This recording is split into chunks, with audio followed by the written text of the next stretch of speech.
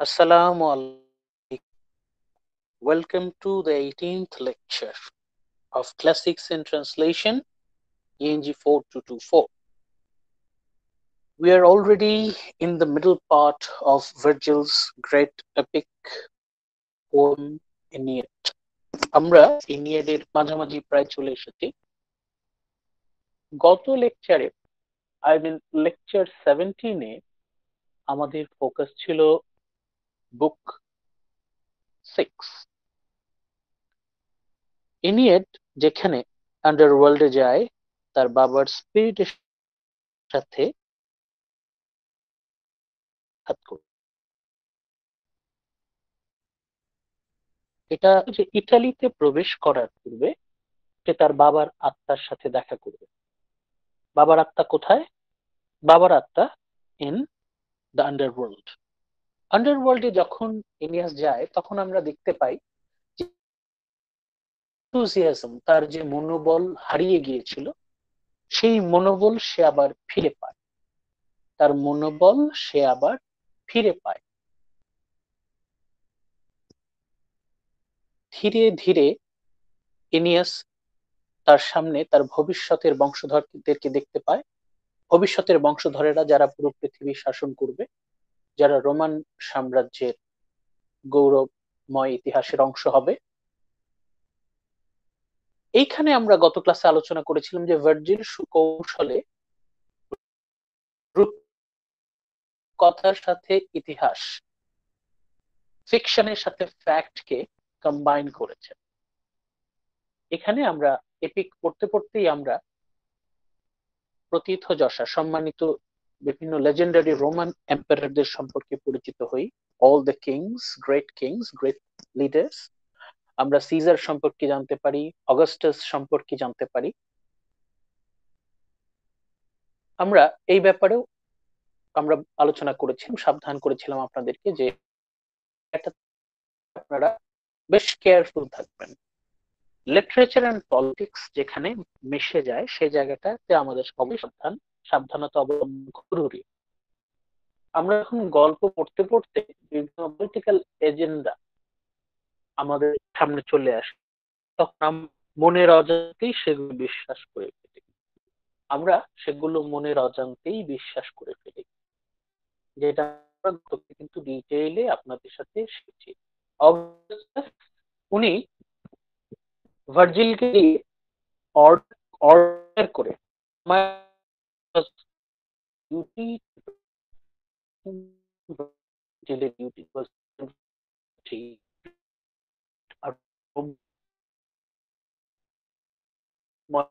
প্রতিষ্ঠা করা।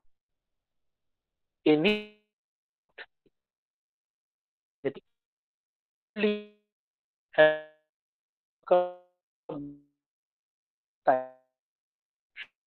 সাম্রাজ্য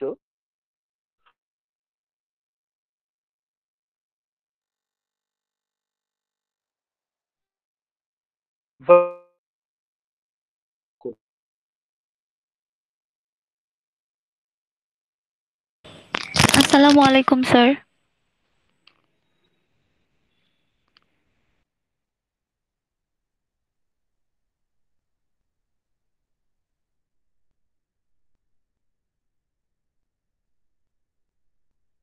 হ্যালো হ্যালো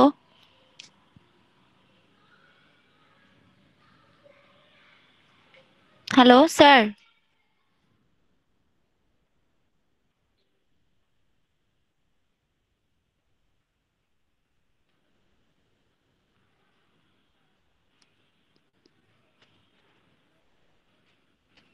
হ্যালো স্যার।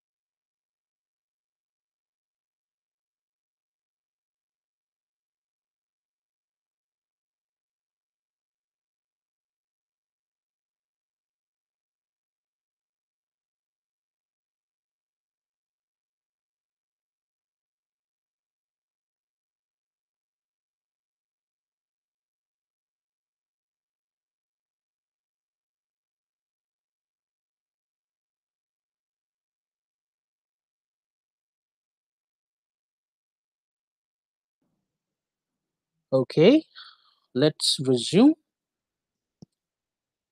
তাহলে আমরা বলছিলাম যে বুক 6 এই চ্যাপ্টারটা আমরা যখন মন দিয়ে পড়বো, যখন আমরা পড়বো তখন আমাদের ফোকাস থাকবে এই বিষয়গুলো উল্লেখ করা, এই বিষয়গুলো খেয়াল রাখতে হবে কিন্তু আমাদের। কি কি বিষয় আমাদের খেয়াল রাখতে হবে? প্রথমত, এনিয়াস কেন আন্ডারওয়ার্ল্ডে যাচ্ছে? এনিয়াস আন্ডারওয়ার্ল্ডে যাচ্ছে কারণ তার বাবা স্বপ্নে তাকে অনুরোধ করেছে যে ইটালিতে পৌঁছানোর পূর্বে সে যেন পরকালে আসে, দ্য ল্যান্ড অফ ডেডস, এখানে যেন সে আসে। এখানে আসার মূল কারণ হচ্ছে ইনিয়াসকে তার ভবিষ্যৎ সম্পর্কে একটা পরিষ্কার ছবি তার সামনে উপস্থাপন করা, তার স্বর্ণালী ভবিষ্যৎ, তার গোল্ডেন ফিউচার তার সামনে ছায়াছবির মতো উপস্থাপন করা। Number one. নাম্বার টু, বুক 5-এ আমরা দেখেছি ধীরে ধীরে ধীরে ধীরে ইনিয়াসের মধ্যে যে উদ্যম, উদ্দীপনা, ইন্সপিরেশন, এনথুজিয়াজম কমে যায়, সে ফ্রাস্ট্রেটেড হয়ে হয়ে পড়ে, সে হতাশ হয়ে পড়ে, সে ডিপ্রেসড হয়ে পড়ে। তাকে তার এই হতাশা থেকে মুক্তি দেওয়ার জন্য এবং তাকে এনথুসিয়াস্টিক করার জন্য, তার মধ্যে উদ্যম ফিরিয়ে আনার জন্য কিন্তু এই সমস্ত কার্যক্রম। এটা হচ্ছে কাহিনীর সাথে সম্পৃক্ত, যে ইনিয়াস কেন আন্ডারওয়ার্ল্ডে যাচ্ছে। এরপর আপনারা আন্ডারওয়ার্ল্ডের যে এন্ট্রান্স, সেখান সেই বর্ণনাগুলো একটু খেয়াল করবেন যে আন্ডারওয়ার্ল্ডের বর্ণনাটা কেমন। এইখানে আমরা ডাইডোর সাথে ইনিয়াসের যে একটা ইন্টারাকশন হয় সেটা নিয়ে আপনাদের একটু খেয়াল রাখতে হবে, যে ডাইডোর সাথে ইনিয়াসের যে কথাবার্তা এটা কেমন হয়েছিল।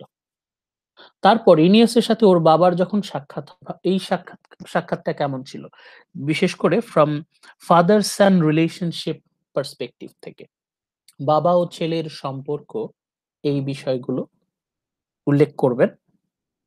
এরপর যেটা আমরা গুরুত্ব দেব সেটা হচ্ছে এই যে ভার্জিল এক্স্যাক্টলি বুক 6 এর মাধ্যমে কিভাবে রূপকথার সাথে ইতিহাসকে, কিংবদন্তির সাথে এই যে রাজনীতিকে উনি যোগ করলেন, যেভাবে উনি ইনিয়াসকে অগাস্টাসের সাথে কানেক্ট করলেন, যেভাবে উনি ট্রোজানদের সাথে, ট্রোজানদের বংশের সাথে রোমানদেরকে কানেক্ট করলেন, এই বিষয়টাও কিন্তু আমাদের মাথায় রাখতে হবে, যেটা আমরা গত ক্লাসে কিন্তু ঠিক আছে। এই ছিল আমাদের বুক 6 নিয়ে গত ক্লাসের আলোচনা।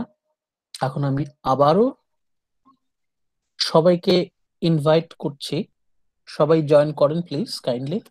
স্যার আসসালামু আলাইকুম। ওয়ালাইকুম আসসালাম। হ্যাঁ, যদি কারো জয়েন করতে অসুবিধা হয় অবশ্যই আমাকে জানাবেন। লিংক দিয়ে যদি ঢুকতে সমস্যা হয় কোড দিয়ে ঢুকবেন, 10 ডিজিটের কোড, মাঝখানে হাইফেন দেওয়ার দরকার নেই, শুধু কোড লিখলেই হয়ে যাবে। ওকে, আজকে আপনাদের মিড টার্ম সংক্রান্ত আলোচনা আমি শেষ করেই আলোচনা করব।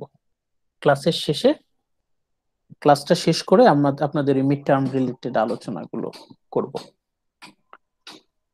আপাতত আমরা আমাদের টেক্সট তো মোটামুটি বড়, সময় নষ্ট করার মতো সময় আমাদের হাতে নাই।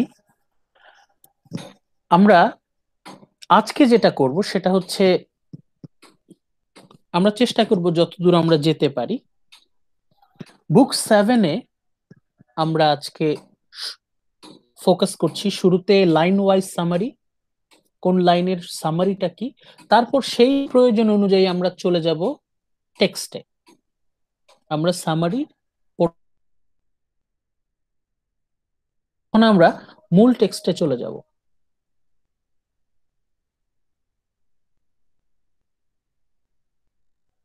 আমরা দেখতে পাচ্ছি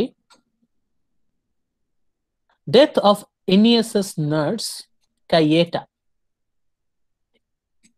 এনিয়াসকে ছোটবেলায় যে লালন পালন করেছে কাইয়েটা, তার মৃত্যু। কাইয়েটা একজন গুরুত্বপূর্ণ চরিত্র ইনিয়াসের জীবনে। বুক 7-এর শুরুতেই আমরা কাইয়েটার মৃত্যু দেখতে পাচ্ছি।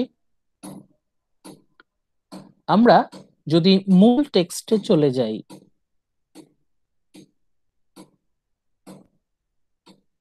এই যে book 7 beachhead beach head in Latium arms gather. Book 7 এর টাইটেল আমরা দেখতে পাচ্ছি এনিয়াস এবং তার দলবল তারা ল্যাটিয়ামে প্রবেশ করেছে। দে আর অলরেডি ইন ইটালি ল্যান্ডেড। এখানে আর্মিস গ্যাদার, এখানে দেখা যাচ্ছে আর্মি, সৈন্যবাহিনী তারা একত্রিত হচ্ছে। কার সৈন্যবাহিনী, কেন একত্রিত হচ্ছে, এটা আমরা একটু পরেই জানতে পারব। একটু আগে আমরা বললাম যে এই বুক 7 শুরু হচ্ছে একটা মৃত্যুর মধ্য দিয়ে, ডেথ অফ এনিয়াসেস নার্স। এটা আমরা কিভাবে আসছে আমরা দেখি। কাইয়েটা এনিয়াসেস নার্স, এটা আমাদের কালচারে বলা হয় দাইমা, ধাত্রীমা। এনিয়াসের ধাত্রীমা, ওনার মৃত্যু।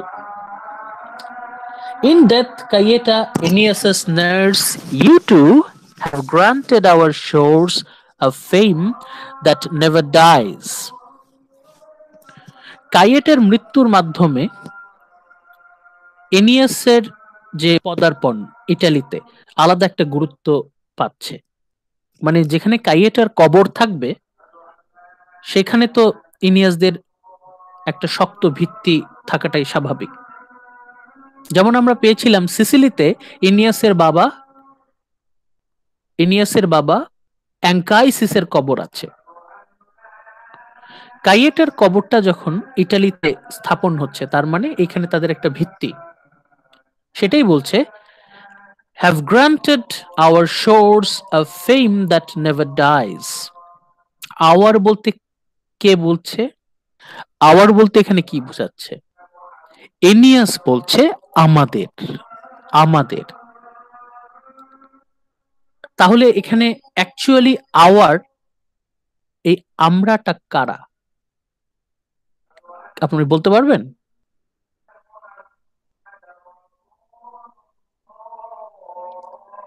বলতে পারবেন?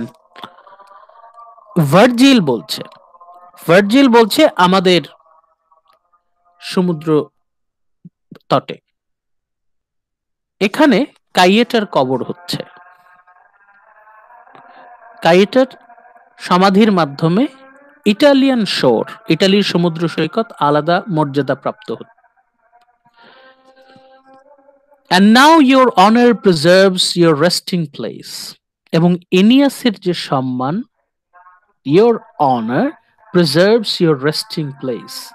ইনিয়াসের মর্যাদা ইটালিকে মর্যাদা দিচ্ছে। ইনিয়াসের মর্যাদা ইটালিকে মর্যাদা দিচ্ছে। ইনিয়াসের যে মর্যাদা, সেই মর্যাদার বলেই ইটালি এত সমৃদ্ধ, এত সম্মানিত দেশ। And if such glory is any glory at all, your name marks out your bones and কিন্তু আমরা গত বুকে যেটা বলেছিলাম, গ্লোরিফাইং ইটালি, ইটালিকে সম্মান দিচ্ছেন, ইটালিকে মর্যাদা দিচ্ছেন। সেই মর্যাদা দেওয়ার প্রক্রিয়া কিন্তু এখনো চলছে। গত লেকচারে আমরা একদম শেষের দিকে দেখলাম যে বুক 6 এর শেষে রোমান কিংস, রোমান এম্পায়ার্স, তাদেরকে সম্মান দেয়া হচ্ছে। রোমান সিভিলাইজেশন, রোমান সভ্যতা, তাদেরকে গ্লোরিফাই করা হচ্ছে। এখন আমরা দেখতে পাচ্ছি ইটালির সাথে, স্যার আসসালামু আলাইকুম। ওয়ালাইকুম আসসালাম, ইটালির সাথে আমরা ইটালির সম্মানের সাথে, ইটালির গৌরবের সাথে ইনিয়াসের গৌরবের একটা সংযোগ পাচ্ছি। ভার্জিল কি বলছে?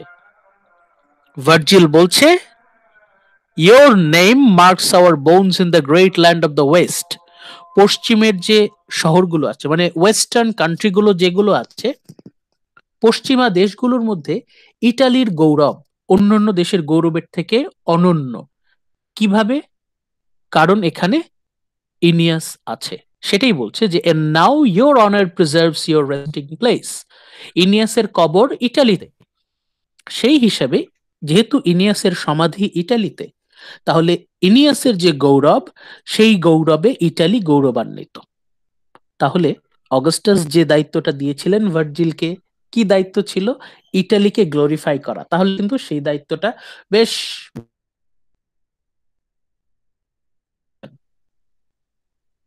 বেশ মনোযোগের সাথে, বেশ যত্ন নিয়ে কিন্তু ভার্জিল এখনো পর্যন্ত লিখ। বাট ডিভাউট ইনিয়াস নাও, আপনারা দেখবেন প্রায়ই আমাদের এই এপিকে ইনিয়াসকে বলা হয়েছে ডিভাউট। ডিভাউট মানে হচ্ছে, ওয়ালাইকুম আসসালাম, ইনিয়াসকে সবসময় দেখবেন ইনিয়াসের নামের শুরুতে রিলিজিয়াস, পায়াস, ডিভাউট এই শব্দগুলো আসবে। ভার্জিল মানে যতবার পেরেছেন ইনিয়াসের নামের আগে এই ধার্মিক, ধর্মভীরু, পায়াস, রিলিজিয়াস এই শব্দগুলো এনেছেন। মানে ইনিয়াসের নামের সাথে প্রায় সিনোনিমাস বলতে পারেন, ধার্মিক। ওকে, তাহলে আমরা এখন লাইন ওয়াইজ সামারিতে ফিরে যাই। আমরা দেখলাম লাইন 1 to 4 এ we find death of Aeneas's nurse Caieta. এরপর লাইন 5 to 24 এ the Trojans sail past the island of Circe. ইটালির সার্সি আইল্যান্ডের পাশ দিয়ে তারা যাচ্ছে। মানে যত তারা যাচ্ছে ততই নিশ্চিত হচ্ছে যে they are actually on the right path, তারা ঠিক জায়গাতেই যাচ্ছে। গত 7 বছর ধরে অনেক দুঃখ কষ্ট, অনেক যন্ত্রণা তারা ভোগ করেছে, এখন অবশেষে তাদের বিশ্রামের জায়গার কাছাকাছি তারা পৌঁছে যাচ্ছে অবশেষে, এত বছর পর। দ্য ট্রোজানস রিচ দ্য নদী আছে, এই টিবার নদীর মুখে, মানে নদীটা সমুদ্রে এসে মিশছে, ঠিক সেই জায়গায় তাদের, সেখানে we find invocation to the muse. আমরা এখানে যাই, দেখি কিভাবে ভার্জিল ইনভোকেশন করছে।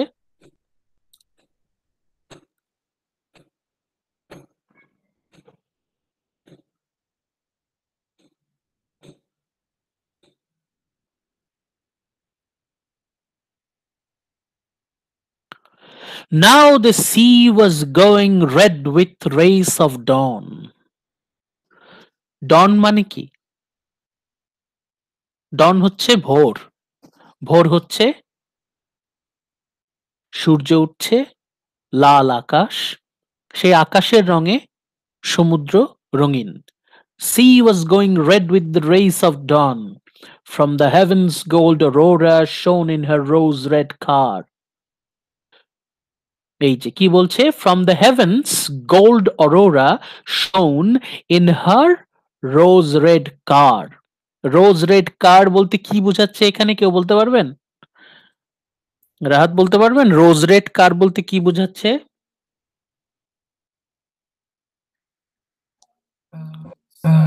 স্যার রোজ রেড কার বলতে কি এক্সপেন্সিভ কার বোঝানো হয়েছে? তখন তো আর কার ছিল না স্যার গার্ডেন। গার্ডেন না, এখানে হচ্ছে সূর্যকে বোঝাচ্ছে। সূর্য, সূর্য তো মানে এক ধরনের গাড়ি বোঝানো হতো, অ্যাপোলোর কার, সেই কার। রোজ রেড, সূর্য কেবল উঠছে কুসুম কুসুম, মানে গোলাপের মতো। When the wind died down, suddenly every breeze felt flat, and oars struggle again sluggish, leaden swell. মানে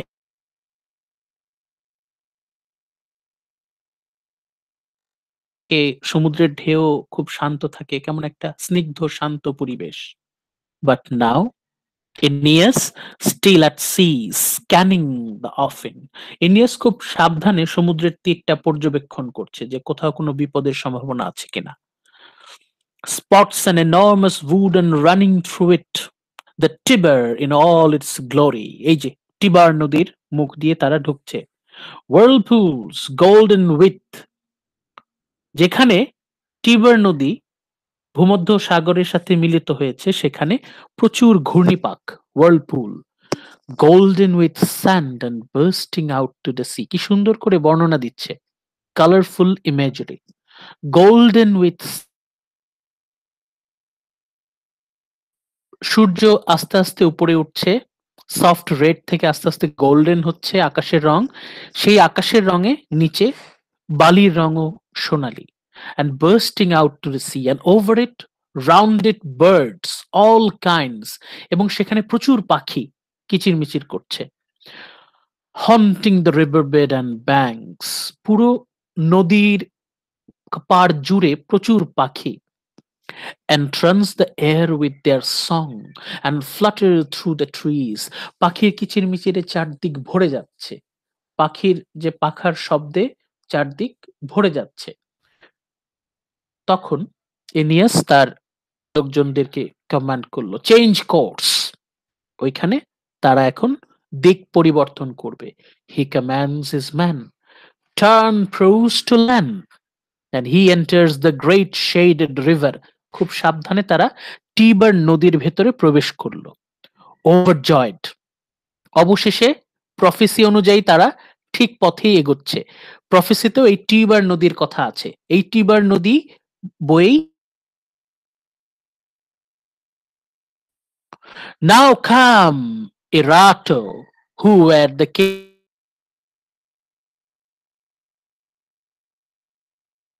state when that army of intruders first beached their fleet on Italian shores. এরাটোকে, এরাটো হচ্ছে one of the muses, Virgil এরাটোকে স্মরণ করছে। ঘটনাগুলো যেন মানে চমৎকার ভাবে বর্ণনা করতে পারে, এটা হচ্ছে কাস্টম। আপনারা পুঁথি পাঠের সঙ্গে যারা পরিচিত তারা জানেন, ওরা শুরু করার সময় ওরা আল্লাহ নবীর নাম নেয়।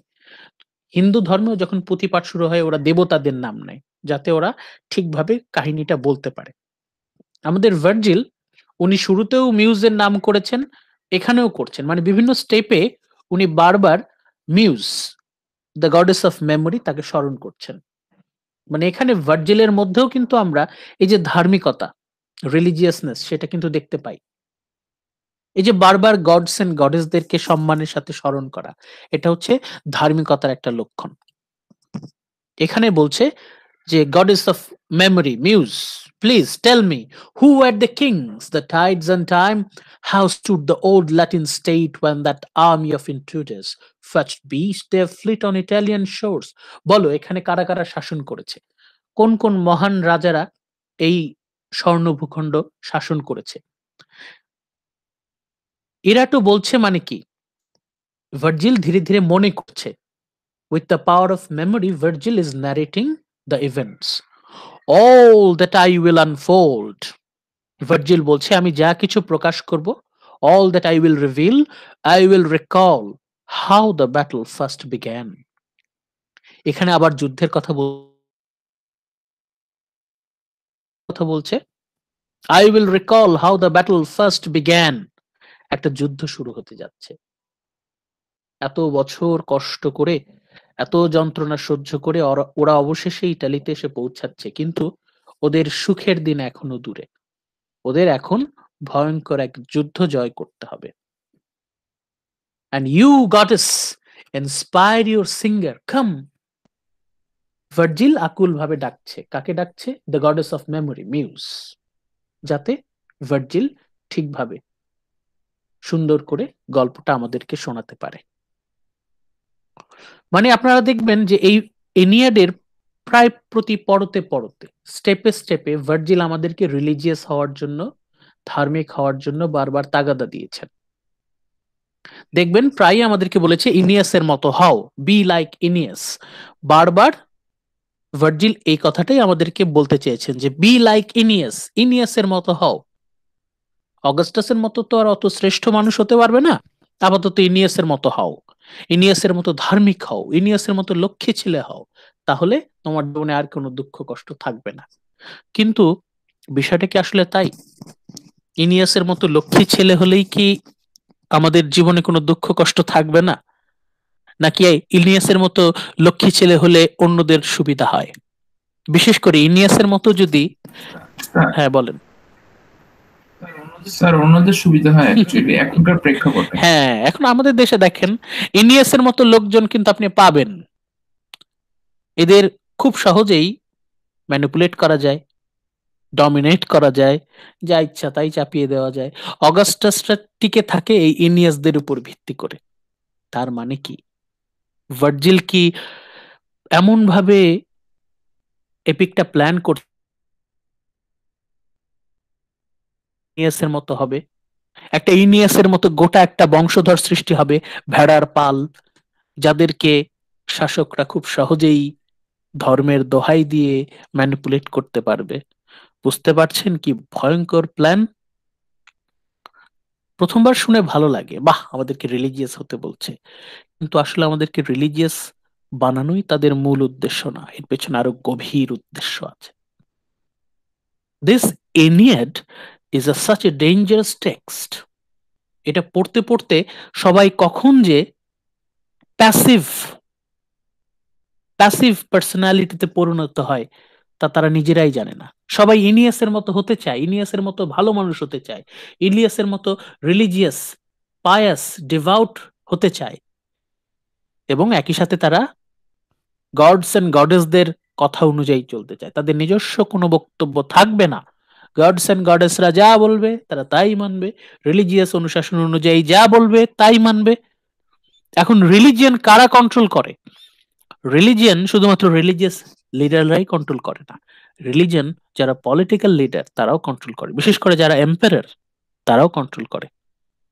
এখন একটা গ্রুপ তাদেরকে যদি রিলিজিয়াসলি ভেরি স্কেয়ার্ড অ্যাফ্রেড বলে তৈরি করা যায়, পুরো একটা জেনারেশন যদি ইনিয়াসের মতো ভেড়া তৈরি করা যায়, তাহলে তাদেরকে তো খুব ইজিলি ডমিনেট করা যাবে।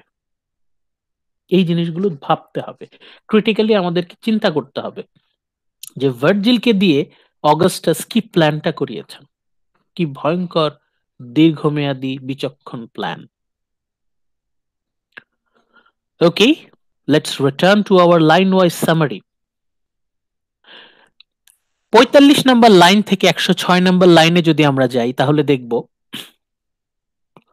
নতুন এক রাজত্ব, নতুন এক রাজত্ব, দ্য কিংডম অফ ল্যাটিয়াম।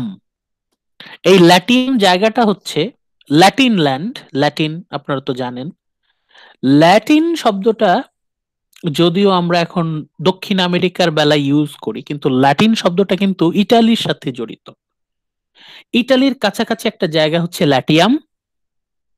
ল্যাটিয়াম একটা রাজ্যের নাম। ল্যাটিয়াম রাজ্যের রাজা নাম হচ্ছে ল্যাটিনাস, কনফিউজড হবেন না।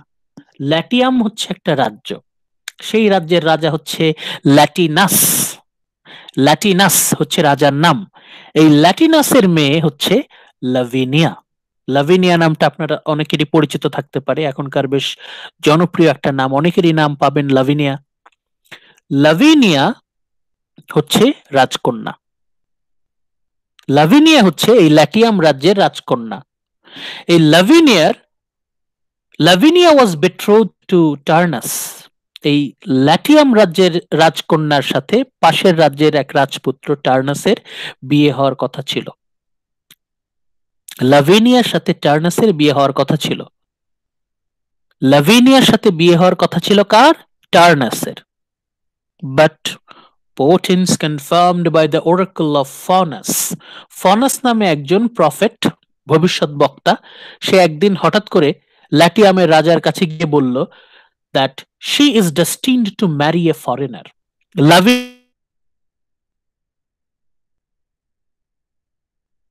লাভিনিয়ার বিয়ে হবে এক বিদেশি রাজপুত্রের সাথে, এক বিদেশির সাথে, রাজপুত্র না তো, একটা ফরেনারের সাথে। এবং সেই বিয়ের মাধ্যমে, সেই গ্রেট ম্যারেজের মাধ্যমে এক গ্রেট সিভিলাইজেশন এর সূত্রপাত হবে। এটা ছিল ওদেরই এক ভবিষ্যৎ বক্তার ভবিষ্যৎবাণী। এটা শোনার পর কিং ল্যাটিনাস আগের বিয়েটা ভেঙে দিল। কিং ল্যাটিনাস তখন অপেক্ষা করছে তাহলে কোন সে বিদেশি যার সাথে তার মেয়ের বিয়ে হবে, কার সাথে বিয়ে হবে। কিং ল্যাটিনাস তখন ভাবছে যে যেহেতু ডেস্টিনি বলছে যে তার মেয়েকে বিদেশির সাথে বিয়ে দিতে হবে, ওরা আবার ডেস্টিনি জিনিসগুলো খুব মানে, ফেইট, ওরাকলদের কথা ওরা খুব মানে, ওরাকল যেটা বলে ওরা সেটাই মানে। এখন ওরাকল বলছে, এটা হচ্ছে ল্যাটিনাসের ওরাকল ফনাস। তখন ল্যাটিনাস খুব সাবধানে ভাবছে যে যেহেতু ওরাকলরা একদম গডস এন্ড গডেসদের সাথে ডিরেক্টলি কানেক্টেড, আরো বলতে গেলে অ্যাপোলোর সাথে ডিরেক্টলি কানেক্টেড, তার মানে ওরাকলদের অমান্য করা মানে হচ্ছে গডস গডেসদের অমান্য করা। আর ভবিষ্যৎবাণী মেনে নেওয়া মানে হচ্ছে ধার্মিক রাজা ল্যাটিনাস সবকিছু ভেবে চিন্তে ঠিক করলো যে যেটা ভবিষ্যৎবাণী সেটাই পালন করতে হবে। ভবিষ্যৎবাণী বলছে মেয়েকে এক বিদেশির সাথে বিয়ে দিতে হবে। এখন আমরা খুঁজবো কোন সে বিদেশি যার সাথে ল্যাভেনিয়ার বিয়ে হবে। এর মধ্যে ট্রোজানরা, দ্য ট্রোজানস ল্যান্ড, অবশেষে ট্রোজানরা ইটালিতে নামলো। অ্যান্ড অ্যাট এ ব্যাংকোয়েট, তখন ওরা নেমে ওরা যখন ল্যাটিয়াম রাজ্যে প্রবেশ করলো তখন ওরা দেখে যে ল্যাটিয়াম রাজ্যে বিশাল ভোজ চলছে, বিশাল খাওয়া দাওয়ার আয়োজন। তারা ঘটনাক্রমে সেই খাওয়া দাওয়ায় যোগ দিল। And consume also the platters of bread, ওরা যে প্ল্যাটার্স অফ ব্রেড, ওরা যে ফিস্টে অংশগ্রহণ করলো, ভোজে অংশগ্রহণ করলো, ওরা দেখে কি ওই প্লেট থাকে না, ফিস্টের যে প্লেট আমাদের থাকে, টিনের জি থাকে, স্যার। ল্যাটিয়ামের অধিবাসীরা they are having a plate made of bread, রুটির বানানো, ব্রেডে বানানো প্লেট, প্ল্যাটার্স অফ ব্রেড, সেটাতে ওরা খাচ্ছে। on which the food is set out, রুটির ওপরে, রুটির প্লেট এরকম বড়, আমরা তো রুটি খাই না, রুটি ওরা হচ্ছে ওই রকম সাইজেরই, কিন্তু একটু ব্রেড যেমন হয় একটু শক্ত হয়। আপনারা কি ওই ফ্রেঞ্চ ব্রেড খেয়েছেন না? ইটালিয়ান ব্রেড, ফ্রেঞ্চ ব্রেড একটু শক্ত হয় না? Yes, sir. বেশ শক্ত হয় কিন্তু। হ্যাঁ, ওরা হচ্ছে যেখানে গেল ওখানে ফিস্ট হচ্ছে এবং রুটির বানানো প্লেট, মানে প্লেটে খেয়ে দিয়ে ওই প্লেট আবার খেয়ে ফেলা যায়, মজার ব্যাপার এটা। প্ল্যাটার্স অন ব্রেড, ব্রেডের উপরে on which food is set. এটা দেখার পর আইউলাস, আইউলাস হচ্ছে আমাদের ইনিয়াসের ছেলে, একমাত্র ছেলে। আইউলাসের আরেকটা নাম হচ্ছে অ্যাসক্যানিয়াস। অ্যাসক্যানিয়াস যে ব্যক্তি, আইউলাসও সেই ব্যক্তি। আইউলাস তখন দেখে অবাক হয়ে যাচ্ছে।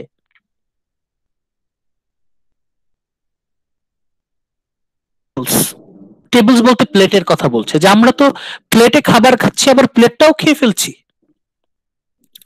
এটাও একটা মানে একটা সিগন্যাল ছিল, এটা একটা সাইন যে ওরা যেখানে যাওয়ার কথা সেখানেই পৌঁছে গেছে।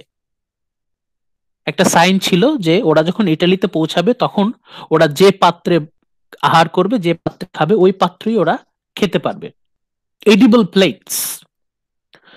And Aeneas recognises the fulfilment of oracle. Aeneas তখন ভবিষ্যৎবাণী মিলে গেছে, তার মানে এই জায়গায় আমাদের আসার কথা ছিল। and he accepts that they have arrived at their destined home. অবশেষে ইনিয়াস স্বস্তি পেল, শান্তি পেল, যে অবশেষে আমরা আমাদের destined place, যেখানে আমাদের আসার কথা ছিল সেখানে আমরা অবশেষে পৌঁছালাম।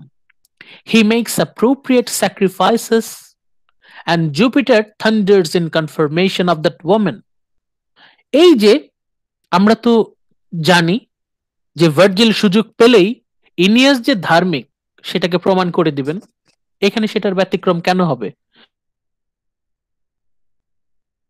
করবে, রিলিজিয়াস অ্যাক্টিভিটিসে অংশগ্রহণ করবে। সাথে সাথে সে কি করলো? ইনিয়াস যে কাজটা করে, he makes necessary appropriate sacrifices, সে তখন জুপিটারের উদ্দেশ্যে কোরবানি দিল, পশু কোরবানি দিল। জুপিটার কে? জুপিটারই হচ্ছে জিউস, জুপিটারই হচ্ছে Jove, the king of the gods of thunder, Zeus. সেই Zeus Jupiter thunders in confirmation of the omen. Jupiter তখন বজ্রপাত ঘটালো। এই বজ্রপাতের মানে হচ্ছে ইয়েস, থান্ডার্স ইন কনফার্মেশন। অবশেষে 7 বছর সাফারিং এর পর, after 7 years of suffering, at last ট্রোজানরা ইটালিতে পৌঁছালো। খাওয়া দাওয়া শেষ করে রেস্ট নিয়ে the Trojans send an embassy to the king Latinus. তখন ইনিয়াস ল্যাটিনাসের উদ্দেশ্যে একটা এমবাসি, একটা গ্রুপকে পাঠালো।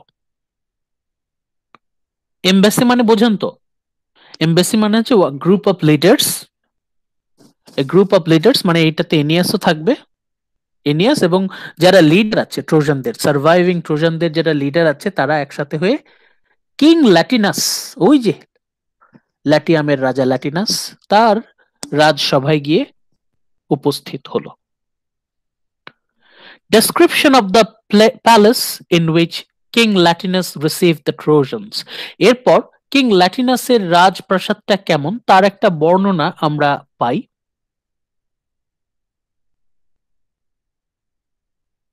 এই যে এখানে পেজ নাম্বার 202।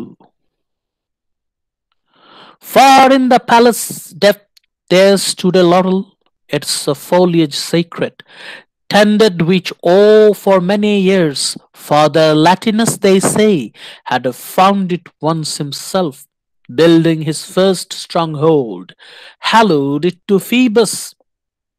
অ্যাপোলোর নামে শুরুতেই একটা মন্দির আছে, and named his settlers after the laurel's name, Laurentus.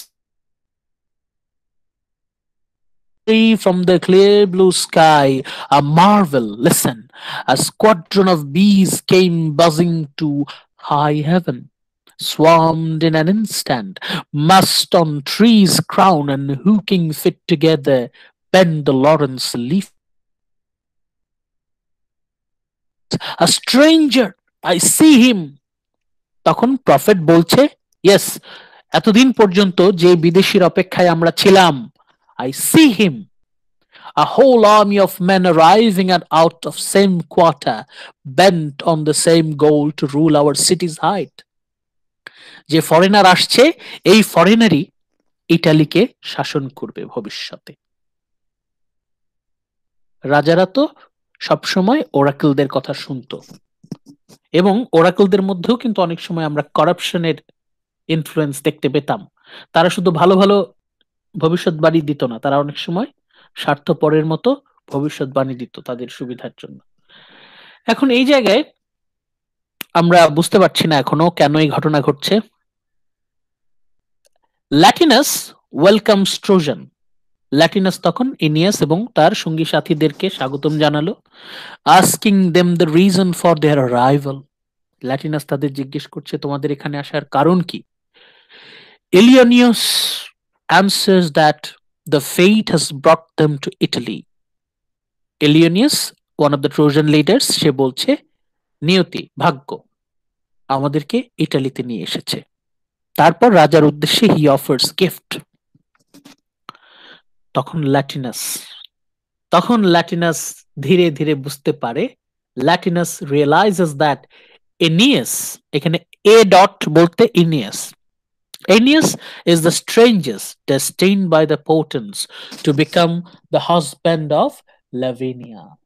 তখন বিভিন্ন ওমেন সাইন বিবেচনা করে কিং ল্যাটিনাস বুঝতে পারে এই এনিয়াসই হবে তার জামাই। এই এনিয়াস হচ্ছে সেই ফেটেড ফরেনার যার সাথে লাভিনিয়ার বিয়ে হবে। And after a joyful speech accepting the Trojan request, Latinus ট্রোজানদের সমস্ত অনুরোধ accept করে and offering them alliance.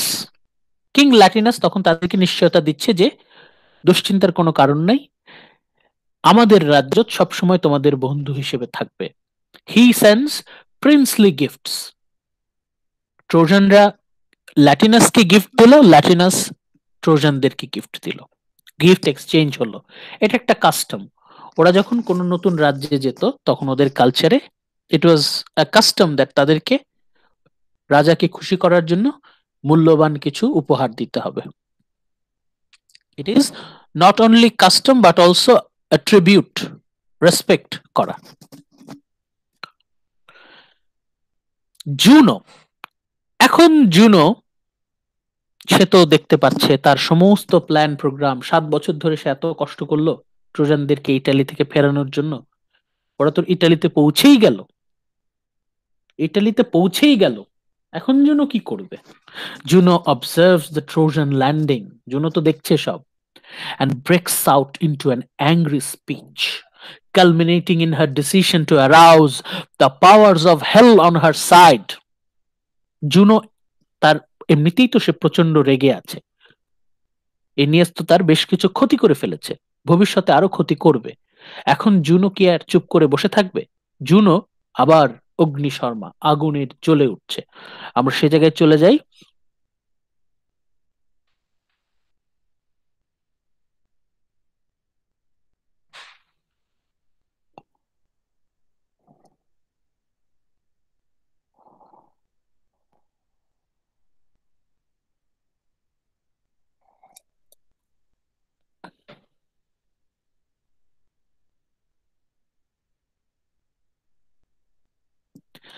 Page number 209 মাঝামাঝি আপনারা দেখতে পাবেন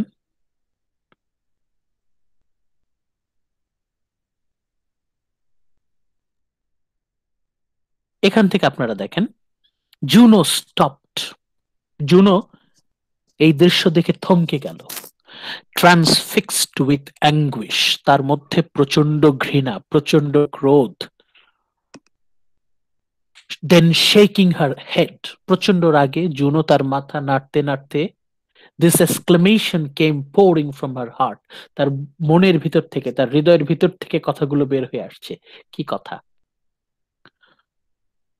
that cursed raise I load, আবার বলছে দ্যাট কার্সড রেইজ,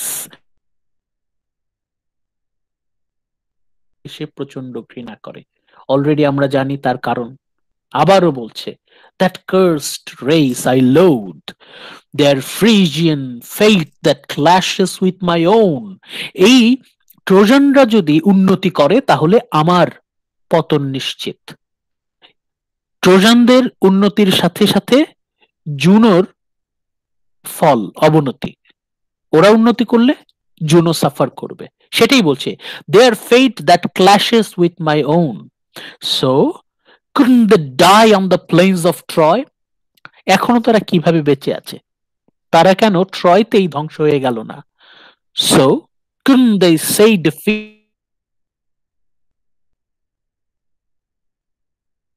চাইলে পরাজিতও হতে পারত। তারা তো নিশ্চিহ্ন হয়ে গেছে, তাদের তো ধ্বংস হয়ে যাওয়ার কথা। Couldn't the fires of Troy cremate the Trojans? Troy নগরী তো পুড়ে ছাই হয়ে গেছে, তারপরেও এরা কিভাবে টিকে রইল? মানে আবারও জুনো তার রাগ প্রকাশ করছে। No, through the shocks of war, through the walls of fire, এই যুদ্ধ তাদেরকে ধ্বংস করতে পারলো না। আগুনে দাউ দাউ করলো তাদের দেয়ালগুলো, সেখান থেকেও তারা পালিয়ে এলো। They have found a way, কিভাবে তারা যেন পালিয়ে এলো। What am I to believe? My powers broken down at last. আমি queen of haven, queen of goddesses, আমি পারলাম না এদেরকে থামাতে। Glutted with hatred, now I rest in peace. আমি এখন চুপচাপ পরাজয় মেনে নেব? Oh no, oh no. When they were flung loose from their native land, তারা ট্রয় থেকে পালিয়ে এসেছে ঠিকই। I dared to hunt those exiles through the breakers. আমি বছরের পর বছর ধরে চেষ্টা করেছি এদের শিকার করতে, এদের নিশ্চিহ্ন করতে। Battle them down the ocean far and wide, তাদেরকে আমি চেষ্টা করেছি সমুদ্রে ডুবিয়ে মারতে। I have spent all powers of sea and sky against those Trojans. সমুদ্র থেকে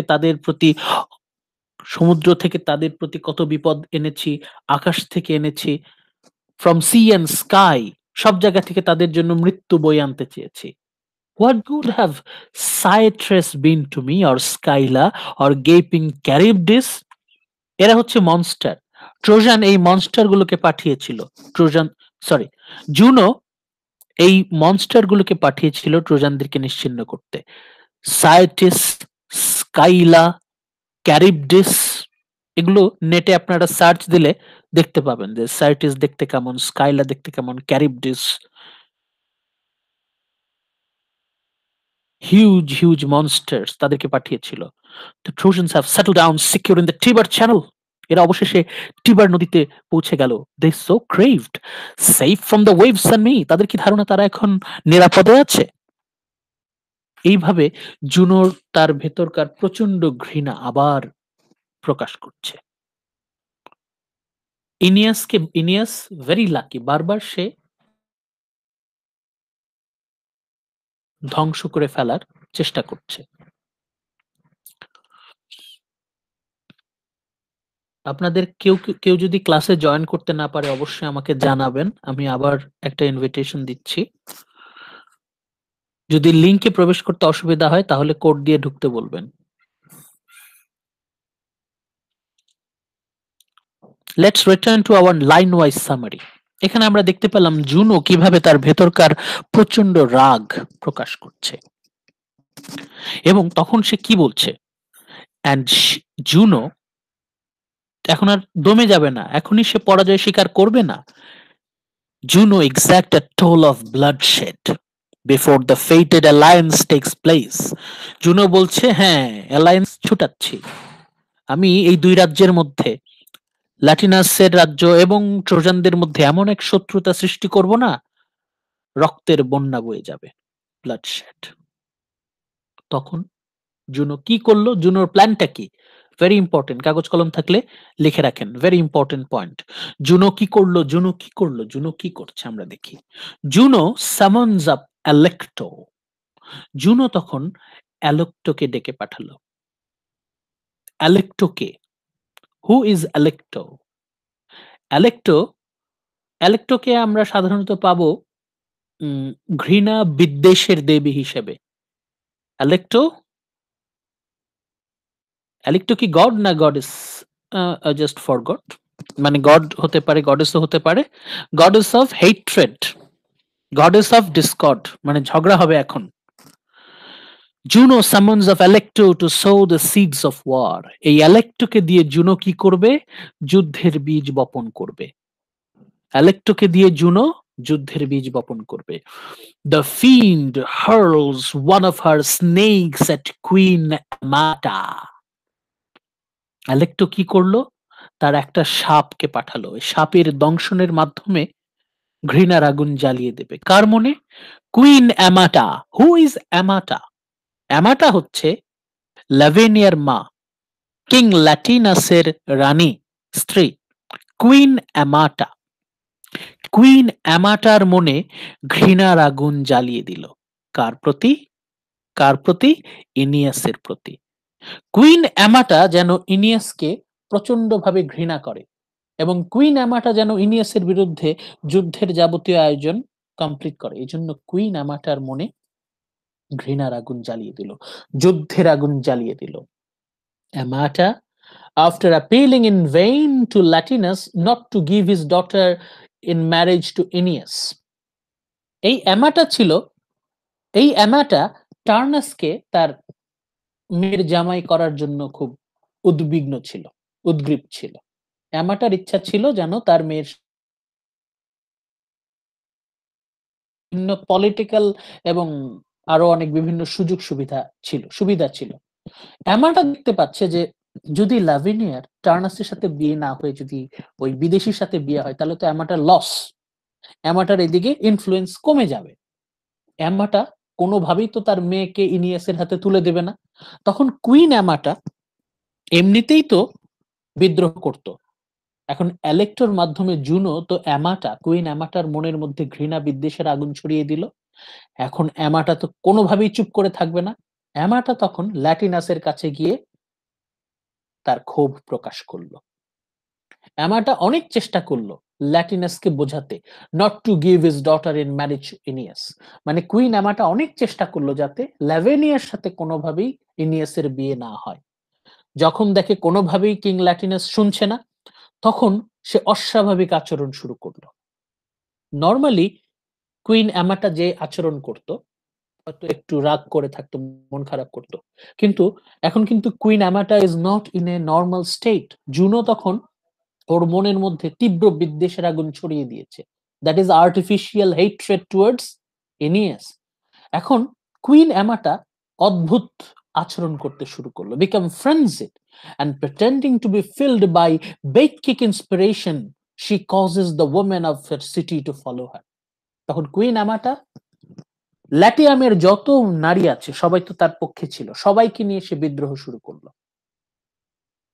ল্যাটিয়ামের যত নারী আছে সবাইকে সে ইউনাইটেড করলো এবং সে বিদ্রোহ শুরু করলো। তাহলে জুনোর একটা চাল এইদিকে সফল। জুনো কুইন অ্যামাটাকে ইনিয়াসের বিরুদ্ধে উস্কে দিয়েছে। ট্রোজানদের জন্য জুনোর মনে যে বিষটা ছিল সেই বিষ সে কুইন অ্যামাটার মনের মধ্যে আর্টিফিশিয়ালি ঢুকিয়ে দিয়েছে। এখন জুনোর হয়ে কাজ করবে কুইন অ্যামাটা। জুনো ওর তো প্ল্যান ট্রোজানদেরকে নিশ্চিহ্ন করে দেওয়া, সেই দায়িত্ব এখন নিল কুইন অ্যামাটা। কুইন অ্যামাটা এখন তার ক্ষমতায় যতটুকু পারবে সে ট্রোজানদেরকে তাড়িয়ে দেওয়ার চেষ্টা করবে। তাহলে এইদিকে একটা গুটি স্থির হয়ে গেল। এখন জুনো তার নেক্সট চাল। এরপর সে অ্যালেক্টোকে পাঠালো, যাও টার্নাসকে দিয়ে দংশন করো। অ্যালেক্টো তখন নেক্সট গোস টু টার্নাস। অ্যালেক্টো তখন কাকে গিয়ে দংশন করলো? অ্যালেক্টোর যে সাপ, সাপ গিয়ে দংশন করলো টার্নাসকে। এখন এই টার্নাসকে নিয়ে অনেক কিংবদন্তি আছে। টার্নাসকে অনেকেই, টার্নাসের সাথে অনেকেই স্কিলের দিক থেকে অ্যাকিলিসের কাছাকাছি ছিল। কিরকম? স্কিল এবং মেন্টালিটি। অ্যাকিলিস তো যুদ্ধে শক্তিশালী, পরাক্রমশালী ছিল। টার্নাসও যুদ্ধে বেশ স্কিলফুল। অ্যাকিলিসের মধ্যে যেমন একটা অ্যারোগেন্ট ভাব ছিল, টার্নাসের মধ্যেও আছে। সেই হিসাবে টার্নাসের মধ্যে অনেকে অ্যাকিলিসের ছায়া দেখতে পায়। অ্যালেক্টো গোজ টু টার্নাস। অ্যালেক্টো তখন, অ্যালেক্টো কি? রাগ ও বিদ্বেষের দেবতা। Alecto goes to Turnus and changing herself into shape of an aged priestess. টার্নাসের কাছে গিয়ে অ্যালেক্টো এক বয়স্ক প্রিস্টেস, বয়স্ক একজন মহিলা রূপে টার্নাসের সামনে গিয়ে উপস্থিত হলো। ক্যালিব urges Turnus to fight for his rights against the Trojan. তখন অ্যালেক্টো ক্যালিব সেজে টার্নাসের কাছে গেল এবং টার্নাসকে বলল, টার্নাস, fight for my rights against the Trojan. Fight for our rights. টার্নাস, তোমার সাথে ল্যাভিনিয়ার বিয়ে হওয়ার কথা ছিল। তুমি তো ল্যাভিনিয়াকে পছন্দ করো, তুমি তো ল্যাভিনিয়াকে বিয়ে করতে চাও। ল্যাভিনিয়ার সাথে তোমার বিয়ে হওয়ার কথা ছিল, কিন্তু ল্যাভিনিয়াকে তো আরেকজন নিয়ে যাচ্ছে। এনিয়াস, তোমার ল্যাভিনিয়াকে সে দখল করে নিয়ে গেল। তোমার এক্ষুনি উচিত। টার্নাস অ্যারোগেন্ট, তার মধ্যে ওর যার সাথে বিয়ে হওয়ার কথা ছিল তাকে আরেকজন নিয়ে যাচ্ছে। কিং ল্যাটিনাস, সে কথা দিয়েও কথা রাখছে না। কোথাকার কে ইনিয়াস, সে এসে তার বাগদত্তা বউকে ভাগিয়ে নিয়ে যাচ্ছে। এমনিতেই তো টার্নাসের প্রচন্ড রাগান্বিত হওয়ার। ঢালার মতো জুনো পাঠিয়েছে অ্যালেক্টোকে। অ্যালেক্টো এসে টার্নাসের মনে আবার বিদ্বেষ আগুন জ্বালিয়ে দিল। টার্নাস কি বলছে আমরা দেখি। He replies confidently and contemptuously that he is fully aware of what to do. টার্নাস বলছে যে আমাকে বুদ্ধি দিতে হবে না, আমি জানি কি করতে হবে। I am the leader of Rutulians. আমি রুটুলিদের লিডার, আমি জানি কি করতে হবে। I know what to do and needs no advice from old women. আমি বুড়িদের কাছ থেকে কোনো বুদ্ধি নেই না। At this Alecto hurls twin snake at him.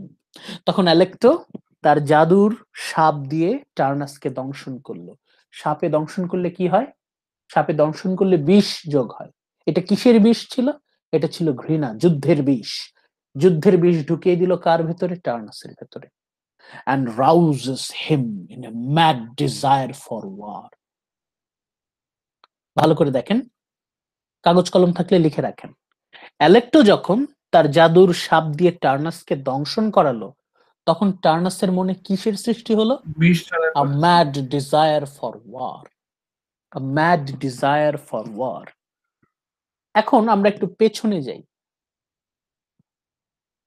গত আগের লেকচার 16-এ 16 নম্বর লেকচারে আমরা যখন ট্র্যাজেডি অফ কুইন ডাইডো, ডাইডোকে নিয়ে যখন আমরা আলোচনা করলাম, তার করুণ পরিণতি নিয়ে আক্ষেপ করলাম, সেখানে আমরা বললাম না যে ডাইডোর করুণ পরিণতির পেছনে কে আছে? ভিনাস। ভিনাস ডাইডোর মনের মধ্যে প্রেমের আগুন জ্বালিয়ে দিয়েছিল। এখন জুনো ওই ভিনাসের টেকনিকটাই অ্যাপ্লাই করলো অন্যভাবে। ডাইডোর মনে যেরকম ভিনাস প্রেমের আগুন জ্বালিয়ে দিয়েছিল, জুনো তেমনি টার্নাসের মনে ঘৃণার আগুন জ্বালিয়ে দিল। ওইদিকে অ্যামাটার মনেও ঘৃণার আগুন জ্বালিয়ে দিল, এদিকে টার্নাসের মনেও ঘৃণার আগুন জ্বালিয়ে দিল। এখন দুই ক্ষেত্রেই ওইদিকে ডাইডোর মনে যে ভালোবাসাটা ছিল এনিয়াসের প্রতি, সেটা যেমন আর্টিফিশিয়াল ছিল, ডিজাইন বাই ভিনাস, সেটা যেমন আর্টিফিশিয়াল ছিল, এইদিকে টার্নাসের মনে যে যুদ্ধের আকাঙ্ক্ষা জেগে উঠছে, ভালো করে খেয়াল করেন, টার্নাসের মনে যে ম্যাড ডিজায়ার ফর ওয়ার, এটা কিন্তু নট নর্মাল, এটা কিন্তু abnormal. This is abnormal, a mad desire for war.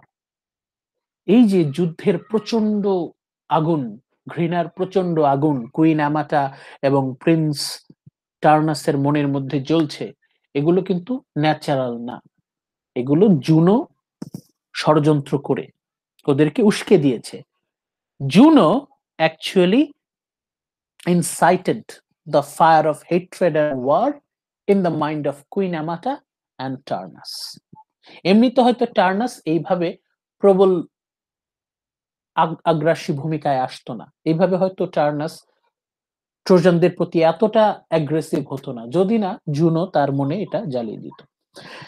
এখন ওইদিকে ডাইডো যেমন পরিস্থিতির শিকার, এইদিকে টার্নাসও তেমন পরিস্থিতির শিকার। টার্নাস হয়তো নিজের ইচ্ছায় কখনো এত আগ্রাসী, এত ভয়ঙ্কর ভূমিকায় অবতীর্ণ হতো না, কিন্তু জুনো এবার এই টার্নাস এবং অ্যামাটাকে নিয়ে খেলছে। টার্নাস এবং অ্যামাটা এরা দুইজন জুনোর হাতের পাপেট। অ্যালেক্টো জুনোর হয়ে তো অলরেডি টার্নাসের মনে এবং অ্যামাটার মনে যুদ্ধের আগুন জ্বালিয়ে দিয়েছে। Alecto causes the war to begin, Alecto যুদ্ধটা যেন শুরু হয় এই প্ল্যানটাও করে ফেললো। By inciting the hunting hounds of Iulus to chase the pet stag of Silvia, sister of the chief herdsman of King Latinus's flock. এই কিং ল্যাটিনাসের আন্ডারে একজন লিডার ছিল চিফ হার্ডসম্যান। এই চিফ হার্ডসম্যানের বোন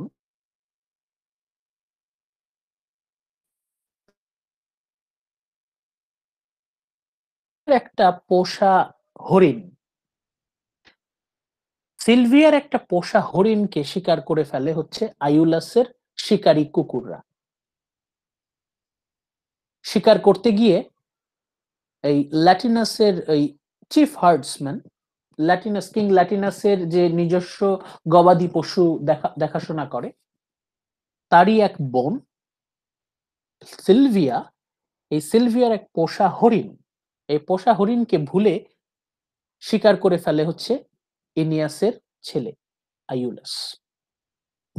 আইউলাস কিন্তু জানতো না, Iulus himself unaware that it is a pet, shoots it. Iulus তখন শিকার করে, জানতো না এটা যে পোষা হরিণ, তা তো সে জানতো না। না জেনে আইউলাস সেই হরিণটাকে শিকার করে ফেলে, বধ করে।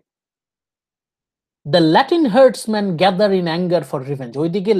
ওইদিকে যারা সিলভিয়ার গ্রুপের ছিল তারা তো প্রচন্ড রেগে গেছে যে আমাদের পোষা হরিণকে শিকার করলো, এত বড় সাহস। এই প্ল্যানটা ছিল অ্যালেক্টোর। অ্যালেক্টো এনিয়াসের ছেলেকে দিয়ে ওইদিকে ল্যাটিয়াসের এক ল্যাটিনাস হচ্ছে তো কিং অফ ল্যাটিয়াম, এটা তো আপনারা জানেনই। তার যে গবাদি পশু দেখাশোনা করে তার মধ্যে যে প্রধান হেড, তার বোন। তার মানে পলিটিক্যাল কানেকশন কিন্তু স্ট্রং। এবং সিলভিয়া, তার মধ্যে মনে রাখবেন, সিলভিয়ার সাথে কিন্তু কুইন অ্যামাটার একটা কানেকশন আছে। সিলভিয়ার সাথে কুইন অ্যামাটার কানেকশন আছে। সিলভিয়ার পোষা হরিণ যখন আইউলাস ভুলে শিকার করে ফেললো, তাহলে তো এটা একটা বিশাল এক ভুল। হয়তো আইউলাস ইচ্ছা করে করতো না, কিন্তু অ্যালেক্টো এখানে একটা ভূমিকা পালন করেছে। অ্যালেক্টো এমন এক সিচুয়েশন ক্রিয়েট করেছে যেন সিলভিয়ার যে পোষা হরিণ সেটা যেন আইওলাসের হাতে শিকার হয়। অ্যালেক্টো এদিকে তো সে যথেষ্ট সুযোগের সদ্ব্যবহার করছে। Alecto now sounds the trumpet note for war. Alecto তখন কোনো কথা নাই বার্তা নাই, যুদ্ধের যে দামামা, যুদ্ধের যে সাইরেন, ট্রাম্পেট, ট্রাম্পেট তো আপনারা চেনেন, যুদ্ধের ট্রাম্পেট একটু আলাদা হয়, যুদ্ধের দামামা বাজা আর কি।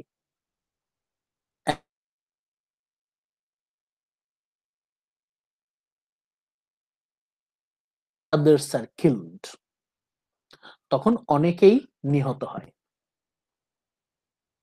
Alecto reports to Juno that her mission is complete. এটা একটা মিসআন্ডারস্ট্যান্ডিং ছিল। ল্যাটিনরা যদিও রেগে গিয়েছিল, ল্যাটিন হার্টসম্যান, কিন্তু তারা কিন্তু আক্রমণ করতো না। এইদিকে অ্যালেক্টো যুদ্ধের দামামা বাজিয়ে দিল, ট্রাম্পেট বাজিয়ে দিল। যুদ্ধের ট্রাম্পেট বাজা মানে যুদ্ধ শুরু হওয়ার ইঙ্গিত। তখন পরিস্থিতির শিকার হয়ে বেশ কিছু ল্যাটিন সোলজার তারা নিহত হয়। ল্যাটিন সোলজার নিহত হওয়া মানে হচ্ছে ওইদিকে ল্যাটিনরা তো এখন প্রচন্ড রাগে রাগান্বিত। এমনিতেই তো সিলভিয়ার পোষা হরিণকে শিকার করে গেছে আইওলাস, তার মধ্যে আবার বেশ কিছু ল্যাটিন হার্ডসম্যান তারা কিন্তু নিহত। অ্যালেক্টো তখন জুনোর কাছে গিয়ে বলল, হ্যাঁ আমাদের mission complete. Juno contemptuously orders her back to the underworld. এর মধ্যে Latin shepherds, Turnus and the families of the women made frenzied by Amata. এর মধ্যে পরিস্থিতি তো অলরেডি যথেষ্ট ঘোলাটে। ওইদিকে অনেক ল্যাটিয়ামের অনেক অধিবাসী, ল্যাটিয়ামের অধিবাসীদেরকে বলা হচ্ছে এখানে ল্যাটিন, ল্যাটিয়ামের অধিবাসীদেরকে এখানে বলা হচ্ছে ল্যাটিন। ওইদিকে ল্যাটিনরা তো ট্রোজানদের বিরুদ্ধে ক্ষেপে আছে, টার্নাস তো আসছে, এমাটা সবাইকে খেপিয়ে তুলছে, পরিস্থিতি খুব খারাপ। দ্য ল্যাটিন শেফার্ডস, এদিকে টার্নাস চলে আসছে পাশের রাজ্য থেকে, and families of the women, এদিকে এমাটা, কুইন এমাটার আন্ডারে তো সব নারীরা একত্রিত। দে আর অল ফ্রেনজিড বাই এমাটা, এরা সবাই একত্রিত হয়ে দে বেসিচ দেয়ার কিং টু ডিক্লেয়ার ওয়ার, এরা সবাই গিয়ে রাজাকে ঘেরাও দিয়েছে, এরা সবাই গিয়ে রাজাকে ঘিরে ধরেছে যে যুদ্ধের ঘোষণা দিতে হবে। They trying to beseech the king to declare war, Latinus যেন যুদ্ধের ঘোষণা দেয়।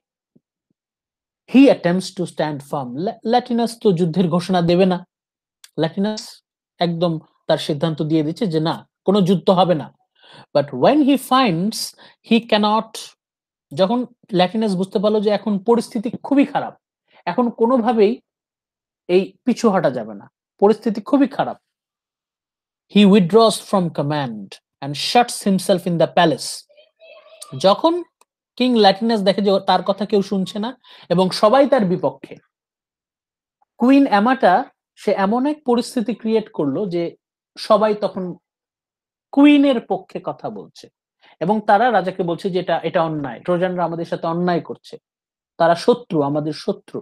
যখন কিং ল্যাটিনাস কোনোভাবেই কুইনকে এবং টার্নাসকে রাজি করাতে পারলো না, তখন সে মানে তার প্রচেষ্টা বাদ দিয়ে সে ভেতরে গিয়ে দরজা বন্ধ করে দিল and shut himself in the palace. He refuses to open the gates of war. King Latinus বলছে না, যুদ্ধ করা যাবে না, যুদ্ধ হবে না, and Juno does so in his stead. এখন ল্যাটিনাস তো করবে না, যুদ্ধের ঘোষণা দেবে না, তখন জুনো ল্যাটিনাসের হয়ে যুদ্ধের ঘোষণা দিয়ে দিল। সেটা কিভাবে হতে পারে, কিভাবে হতে পারে আপনাদের আইডিয়া বলেন তো? কিং ল্যাটিনাস সে যুদ্ধের ঘোষণা দেবে না, কারণ কিং ল্যাটিনাস তো পুরো ডিটারমাইন্ড, পুরো কনফিডেন্ট যে ইনিয়াসের সাথেই তার মেয়ের বিয়ে দিবে। এখন যার সাথে মেয়ের বিয়ে দেবে তাদের সাথে তো যুদ্ধ ঘোষণা করার কোনো প্রশ্নই আসে না। এখন কুইন অ্যামাটা আর টার্নাস সেটা তো হতে দেবে না, তার মধ্যে জুনোর ষড়যন্ত্রে যুদ্ধ তো প্রায় নিশ্চিত। কিং ল্যাটিনাস ওইদিকে সিদ্ধান্তে অনড়, সে যুদ্ধের ঘোষণা দেবে না। There will be no war between the Latins and the Trojans. ট্রোজানদের সাথে ল্যাটিনের কোনো যুদ্ধ হবে না। ওইদিকে ল্যাটিনাস যদি ঘোষণা নাও দেয়, জুনো তো আর বসে থাকবে না। জুনো ষড়যন্ত্র করে এমন এক পরিস্থিতি স্বীকার করলো যে যুদ্ধের ঘোষণা চলে এলো। Juno does so in his stead, and the Latins arm themselves and prepare for battle. এখন ল্যাটিনরা যুদ্ধে নামছে, they are preparing for battle. এখন যুদ্ধটা যে হবে, এই যে যুদ্ধের দামামা, ইনভোকেশন অফ মিউজ, আবার ভার্জিল মিউজকে স্মরণ করছেন, goddess of memory. of memory invoked again. আমরা কিন্তু কাহিনীতে যতই ঢুকে যাচ্ছি আমরা দেখছি যে ভার্জিল কিছুক্ষণ পর পর কিন্তু রিলিজিয়াস মাইন্ডসেট সেটা কিন্তু বারবার আমাদের সামনে পরিষ্কার হয়ে উঠছে, এবং এর মধ্যে আমাদেরকে আবার ওই বারবার ইনডিরেক্টলি ইন্সপায়ার করছে, be religious, follow the commands of gods and goddesses. এখন আমরা হোমারের ইলিয়াডের সাথে প্রচুর মিল পাবো। হোমারের ইলিয়াডে যেমন গ্রিক ক্যাটালগ, ট্রোজান ক্যাটালগ, সেটার বর্ণনা আমরা পেয়েছিলাম, এখানেও আমরা পাবো ইটালিয়ান ক্যাটালগ। ইটালিয়ান ক্যাটালগ বলতে আর্মিতে কারা কারা অংশগ্রহণ করবে, তাদের কারা কারা যুদ্ধ করবে। এখানে for example Mezentius with his son Lausus, if first in list, followed by many other heroes from Italy. Italian catalogue.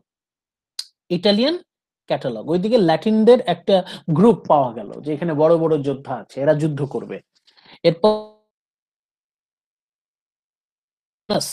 magnificently arrayed comes in command of the Rutulian. এদিকে টার্নাস সব রুটুলিয়ান যোদ্ধাদেরকে একত্রিত করছে।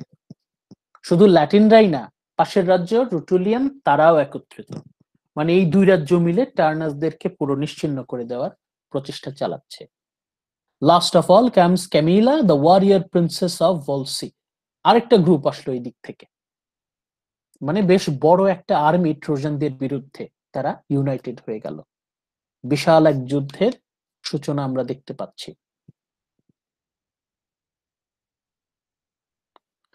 এখন কি করবে ইনিয়াস? কি করবে ইনিয়াস? তো এখন এত তাড়াতাড়ি পরিস্থিতি খারাপ হয়ে গেছে যে ইনিয়াস সামলাতে পারছে না। আমরা বুক 8 যাই।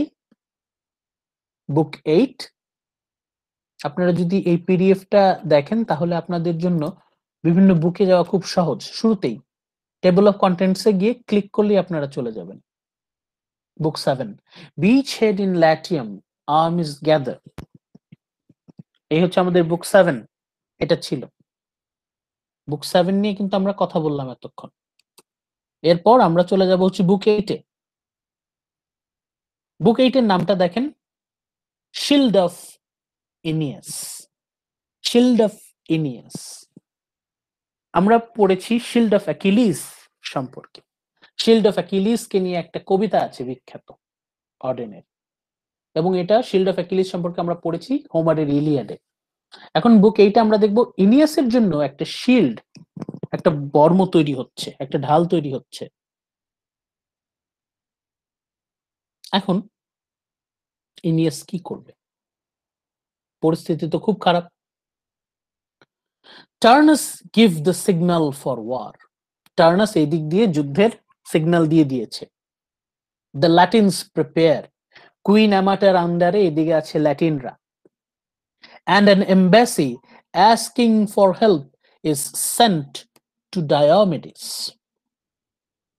Embassy asking for help is sent to Diomedes. এদিকে ডায়োমিডিসকে স্মরণ করে সাহায্যের আবেদন জানানো হচ্ছে যে ডায়োমিডিসের পক্ষ থেকেও যেন একটা দল আসে। এরকম একটা ভয়ঙ্কর অবস্থা। ইনিয়াস ইজ ট্রাবলড। ইনিয়াস এখন কি করবে? তার তো খুব অল্প জনবল, ট্রোজানরা কিভাবে সামলাবে? Aeneas is troubled at the turn of events. Aeneas এত তাড়াতাড়ি পরিস্থিতি খারাপ হয়ে যাবে এটা ইনিয়াস ভাবতে পারে নাই। But a vision of the river god Tiberius appeared to him. ওরা যে নদী দিয়ে প্রবেশ করেছিল সেই নদীর যে দেবতা টিবার নদীর দেবতা টিবেরিনাস ইনিয়াসের সামনে হাজির হলো। টিবেরিনিয়াস গড ইনিয়াসকে নিশ্চয়তা দিল, assuring him that he has reached his goal. ইনিয়াসকে সান্ত্বনা দিচ্ছে, সাহস দেওয়ার চেষ্টা করছে যে ভয় পেও না, তুমি ঠিক পথেই আছো, তুমি তোমার জায়গা মতো পৌঁছেছো, and urging him to seek help from Evander. তখন ইনিয়াসকে বলল যে ভয় পাওয়ার কোনো কারণ নেই, ইভান্ডার নামে এক রাজা আছে, সে তোমাকে সাহায্য করবে। Evander, King Evander will help you. He sees the omen of the white sow and rowing peacefully up the Tiber reaches Pallantium. এই যে white sow, omen of white sow, এটা হচ্ছে মানে শান্তির সিগন্যাল আর কি, যে পরিস্থিতি যতই খারাপ হোক না কেন ভবিষ্যতে ভালো কিছুই হবে। তখন ইনিয়াস নৌকাতে করে একাই নৌকাতে করে ধীরে ধীরে ধীরে ধীরে টিবার নদী বেয়ে প্যালেন্টিয়াম নামে এক রাজ্যে পৌঁছালো। প্যালেন্টিয়াম হচ্ছে king Evander's little settlement on the future site of Rome. এই প্যালেন্টিয়াম হচ্ছে এই এখন যে রোম, ইটালির রোম, সেটার কাছাকাছি একটা জায়গা, এটা ইভান্ডারের আন্ডারে আছে। The Arcadians are celebrating the festival for Hercules when they see Aeneas and his men approaching along the river. Aeneas যখন পৌঁছাচ্ছিল তখন আর্কেডিয়ান জাতি তারা হারকিউলিসের সম্মানে একটা উৎসব করছিল। প্যালাস নামে একজন, এই প্যালাস হচ্ছে ওই এলাকার প্রিন্স, রাজপুত্র। প্যালাস চ্যালেঞ্জেস দেম, প্যালাস তখন তাদেরকে সাবধান করলো, এবং শুরুতে যেটা হয়, প্রথমে তো আমরা জানতে পারি না যে তারা যারা সামনে আসছে তারা কি শত্রু নাকি মিত্র। প্যালাস তখন সেটা চেক করার জন্য তাদেরকে চ্যালেঞ্জ করে। প্যালাস challenges them and Aeneas replies that they are Trojans. Aeneas তখন বলছে যে we don't mean no harm, আমরা কোনো ক্ষতি করতে আসিনি, আমরা ট্রোজান, আমরা সাহায্য চাইতে এসেছি। They are welcomed. They are welcomed. ওখানেও একটা ভবিষ্যদ্বাণী আছে, প্রফেসি আছে, ওরা ওয়েট করছিল যে ট্রোজানদের থেকে একটা গ্রুপ আসবে, তাদেরকে তারা সাহায্য করবে, এটা already decided. They are welcomed. And Aeneas tells King Evander that in the name of their common ancestry he asks for help against Turnus. এখানে একটা নতুন তথ্য পাওয়া গেল যে কিং ইভান্ডার এবং এনিয়াস, এদের যে বংশধরদের যদি আমরা খোঁজ করি তাহলে তাদের একটা কমন অ্যানসেস্ট্রি আছে, মানে তাদের এক দুই পুরুষ করে যদি আমরা পিছনে যেতে থাকি তাহলে এদের দেখা যাচ্ছে কোনো এক জায়গায় তাদের অ্যানসেস্ট্রি সেম, হয়তো এদের 5th 6th জেনারেশন গ্র্যান্ডফাদার, তাদের থেকে একটা যোগ আছে। and he asks for help against Turnus. তখন ইভান্ডারের কাছে এনিয়াস সাহায্য প্রার্থনা করে। Evander remembers meeting Anchises. তখন ইভান্ডার মনে করলো, স্মরণ করলো যে অ্যাঙ্কাইসিস, এনিয়াসের বাবা অ্যাঙ্কাইসিসের সাথে ইভান্ডারের একটা সাক্ষাৎ হয়েছিল। এনিয়াসের বাবা অ্যাঙ্কাইসিসের সাথে ইভান্ডারের সাক্ষাৎ হয়েছিল, যোগাযোগ হয়েছিল, সেই কথা তার মনে স্মরণে আসলো। Evander remembers meeting Anchises and promises help. Evander তখন এনিয়াসকে সাহায্যের প্রতিশ্রুতি দিল। They feast together. Then Evander tells the story of how the monster Caicus used to terrify the neighborhood from his cave on the Aventine. তখন Evander তাকে একটা গল্প বলছে। কিসের গল্প? কেইকাস দানবের গল্প। Monster Caicus used to terrify the neighborhood. একটা দানব, কেইকাস দানব ধ্বংসযজ্ঞ চালাতো। One day when Hercules এর সাথে তো আপনাদের পরিচয় আছে, Hercules was returning from one of his labors in Spain. স্পেনে তার একটা পরীক্ষা, হারকিউলিসের লেবার্স, এটাও একটা রূপকথা। হারকিউলিস তার বেশ কিছু অগ্নি পরীক্ষা সে দিয়েছিল, তার একটা ছিল স্পেনে। সেটা থেকে ফেরার পথে উইথ দ্য ক্যাটল অফ গ্যারিয়ন, কেইকাস তখন হারকিউলিসের কিছু গবাদি পশু সে চুরি করে নেয়, and hid them in his cave. কেইকাস তখন হারকিউলিসের কিছু গবাদি পশু চুরি করে নিয়ে যায়। Hercules discovered them, Hercules খুঁজে বের করে, and after a mighty battle with the fire breathing monster, এই কেইকাস সে ড্রাগনের মতো ফায়ার ব্রিথ করতে পারতো, killed him. Hercules তখন কেইকাসকে হত্যা করে and delivered the people from their fear. Since then, Hercules has been honored in his annual festival in Maxima. ওকে, তাদের এলাকায় হারকিউলিস একজন হিরো। এটা অন্য গল্প। এরপর celebration of Hercules's honour are continued, হারকিউলিসের সম্মানে ওখানে সেলিব্রেশন হচ্ছে।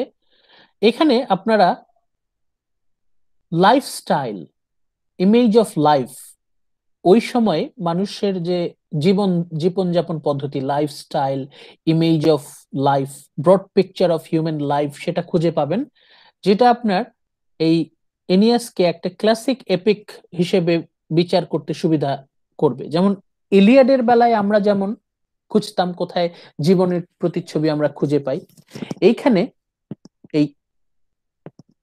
এখানকার অধিবাসীরা তারা হারকিউলিসের সম্মানে যে উৎসবের আয়োজন করছে, এই উৎসবের আয়োজনের মধ্য দিয়ে আমরা পিকচার অফ হিউম্যান লাইফ, মানুষের জীবনের ছবি কিন্তু খুঁজে পাই। The celebration of Hercules' honor are continued and hymn of praise is sung. Evander next tells Aeneas of the early history of Latium. এখানে এভান্ডার এনিয়াসকে এই ল্যাটিয়ামের ইতিহাস বর্ণনা করতে থাকে।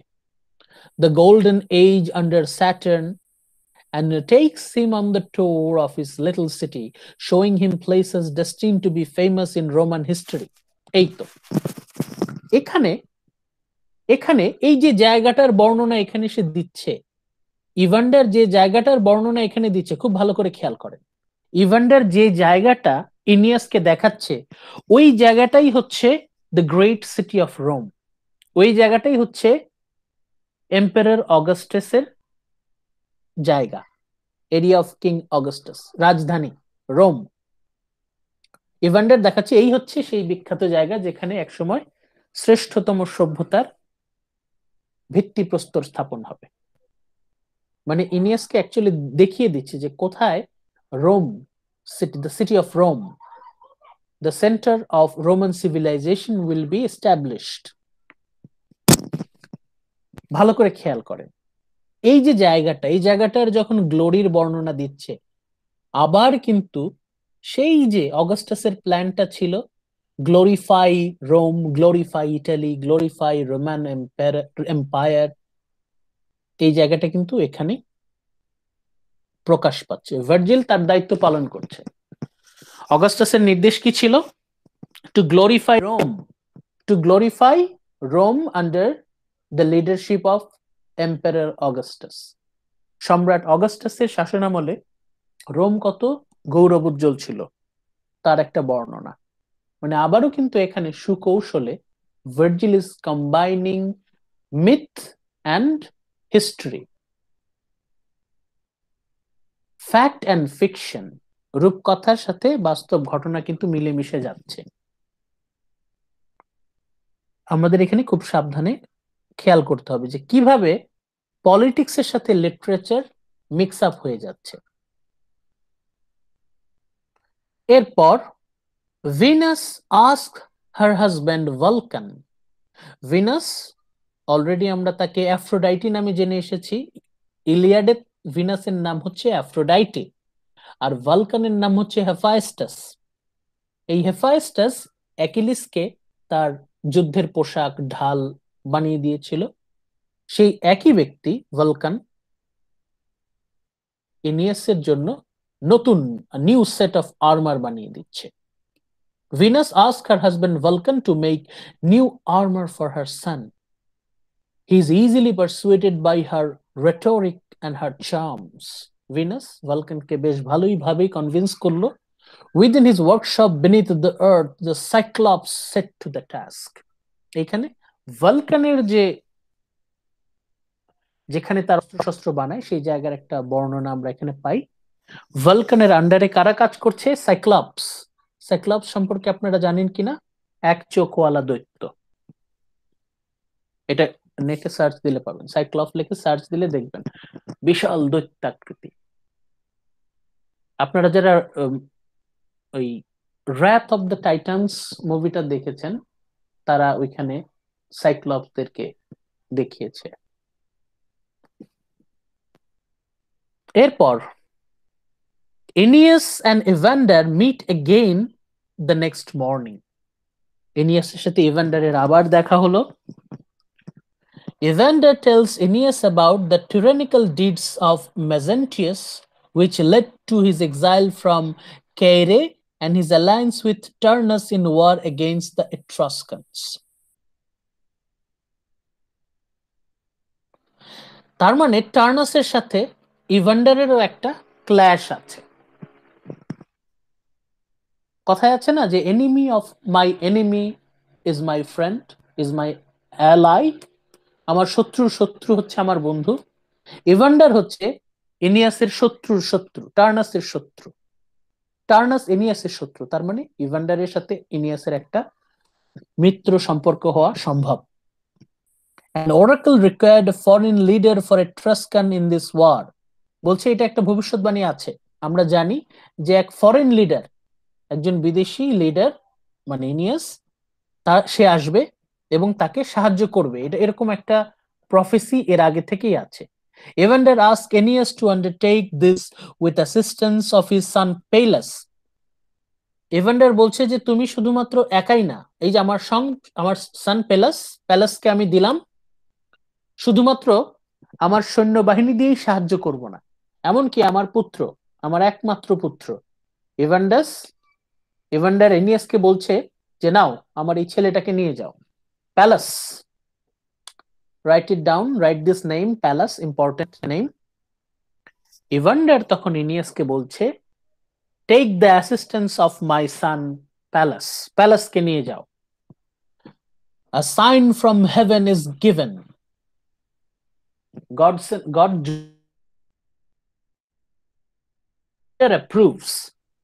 Zeus, Jove, Jupiter যাই বলি সে অ্যাপ্রুভাল দিল. And Aeneas agrees to do so. Aeneas বলল আচ্ছা ঠিক আছে. জুপিটার যখন এনিয়াসের ব্যাপারটা হচ্ছে ওকে যদি কোনোভাবে কনভিন্স করা যায় যে gods and goddess wishes this, তাহলে ইনিয়াস ওই কাজটাই করবে. ওই কাজটা যত অন্যায়ই হোক না কেন, যদি ইনিয়াসকে ব্রেইন ওয়াশ করানো যায় যে this is what gods and goddesses wish, এটা হচ্ছে ঈশ্বরদের ইচ্ছা, গডদের ইচ্ছা, তাহলে ইনিয়াস ওইটাই করবে, সেটা যতই অমানবিক হোক না কেন, without any doubt, without any protest. এটা হচ্ছে সমস্যা. এনিয়াস কোন রকম চিন্তা ভাবনা না করে অন্ধের মতো সব আদেশ পালন করে. This is a weakness in Aeneas. এনিয়াসের নিজের কোনো ভয়েস নাই, তাকে যা অর্ডার করা হচ্ছে সে তাই করছে. This is a great weakness in Aeneas. এনিয়াসের চরিত্রের অন্যতম বড় দুর্বলতা, সে নিজের কোনো, তার সে নাই, তার নিজের কোনো কিছু বলার নাই. Arrangements are made for him to set out to meet Targon with his Etruscan forces. ওইদিকে ইট্রাস্কান থেকেও একটা গ্রুপ আসছে.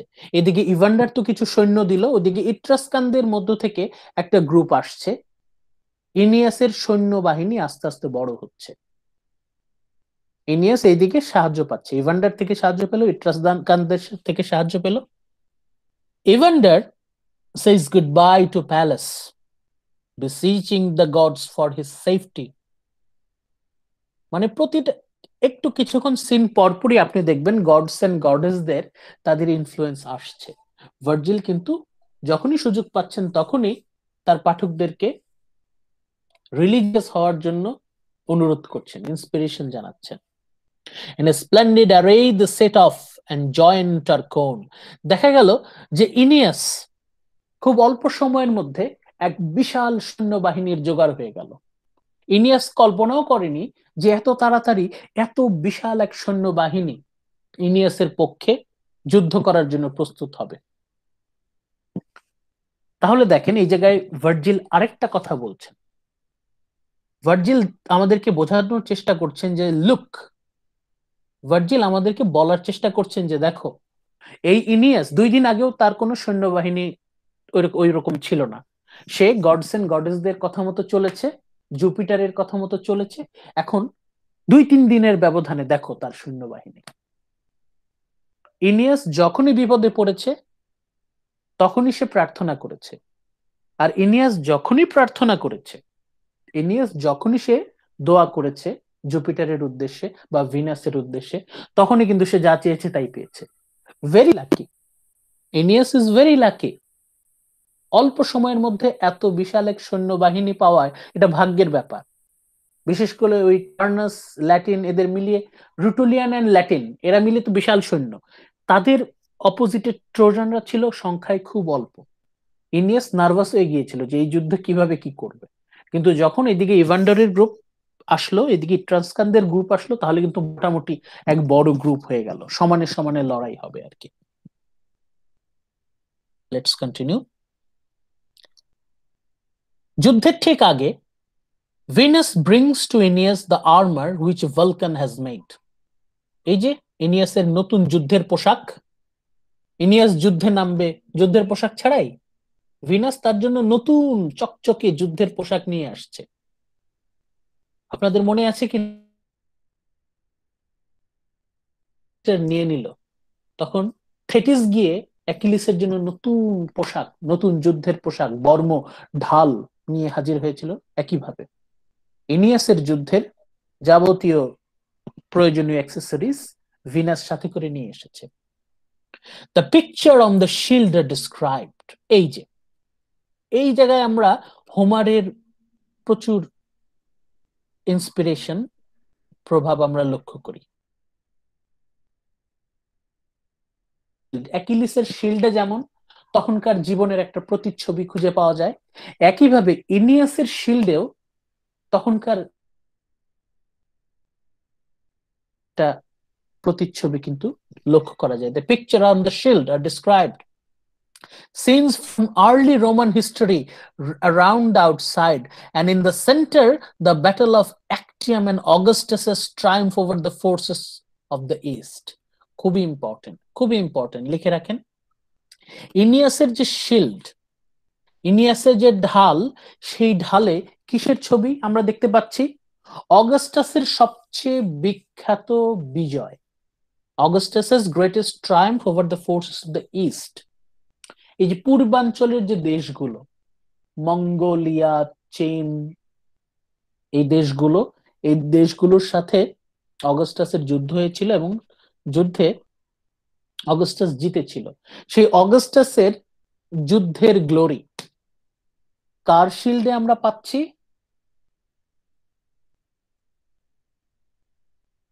মানে ভার্জিল একটা সুযোগও হাতছাড়া করবে না। এই জায়গায় ইনিয়াসের যে শিল্ড, সেই শিল্ডে কার গ্লোরি বর্ণনা পাচ্ছি আমরা? অগাস্টাসেরই গ্লোরি। অগাস্টাসের নির্দেশ ভার্জিল কিন্তু বেশ অক্ষরে অক্ষরে পালন করেছে। যখনই সে সুযোগ পেয়েছে, তখনই যেখানে যতটুকু সুযোগ পেয়েছে সেখানেই the glory of Rome, the glory of Italy, the glory of Roman empire, the glory of Augustus, specially the glory of Augustus. যেখানেই ভার্জিল সুযোগ পেয়েছে সেখানেই অগাস্টাসের যে গৌরব, সেটাকে কিন্তু একদম চমৎকার ভাবে ফুটিয়ে তুলেছে। এটা যদি আপনারা দেখেন, আমরা চলে যাই হচ্ছে বুক 8-এর একদম শেষে। বুক 8-এর একদম শেষে যাওয়া মানে হচ্ছে আমরা বুক 9-এর একটু উপরে গেলেই খুঁজে পাবো, এনিমি এট দ্য গেটস এর একটু আগে। এই যে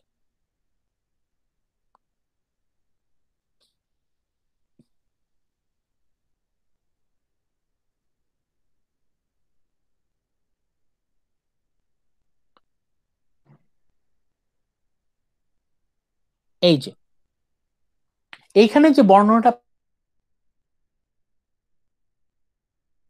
this is actually depicted in the shield of Aeneas. ইনিয়াসের ঢালে এইটার বর্ণনা আছে। দেখেন শুরু থেকেই আছে, আমরা একটু নিচ থেকে আসছি।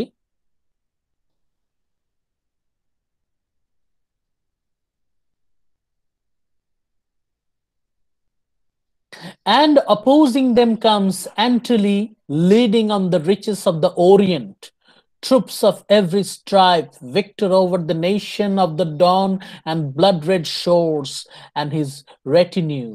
Egypt, all the might of the east, and Bactra, the end of the earth, and trailing in his wake, that outrage the Egyptian wife.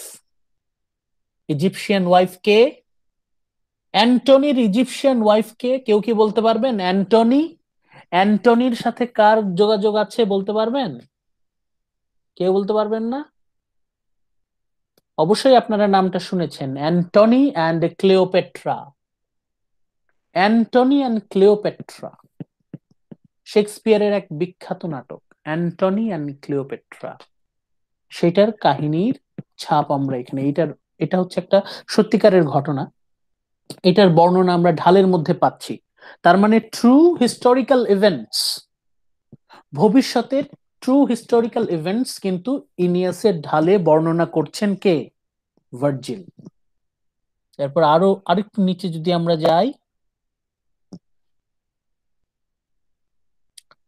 অগাস্টাসের যে গ্লোরি সেটাকে কিভাবে বর্ণনা করেছে দেখেন।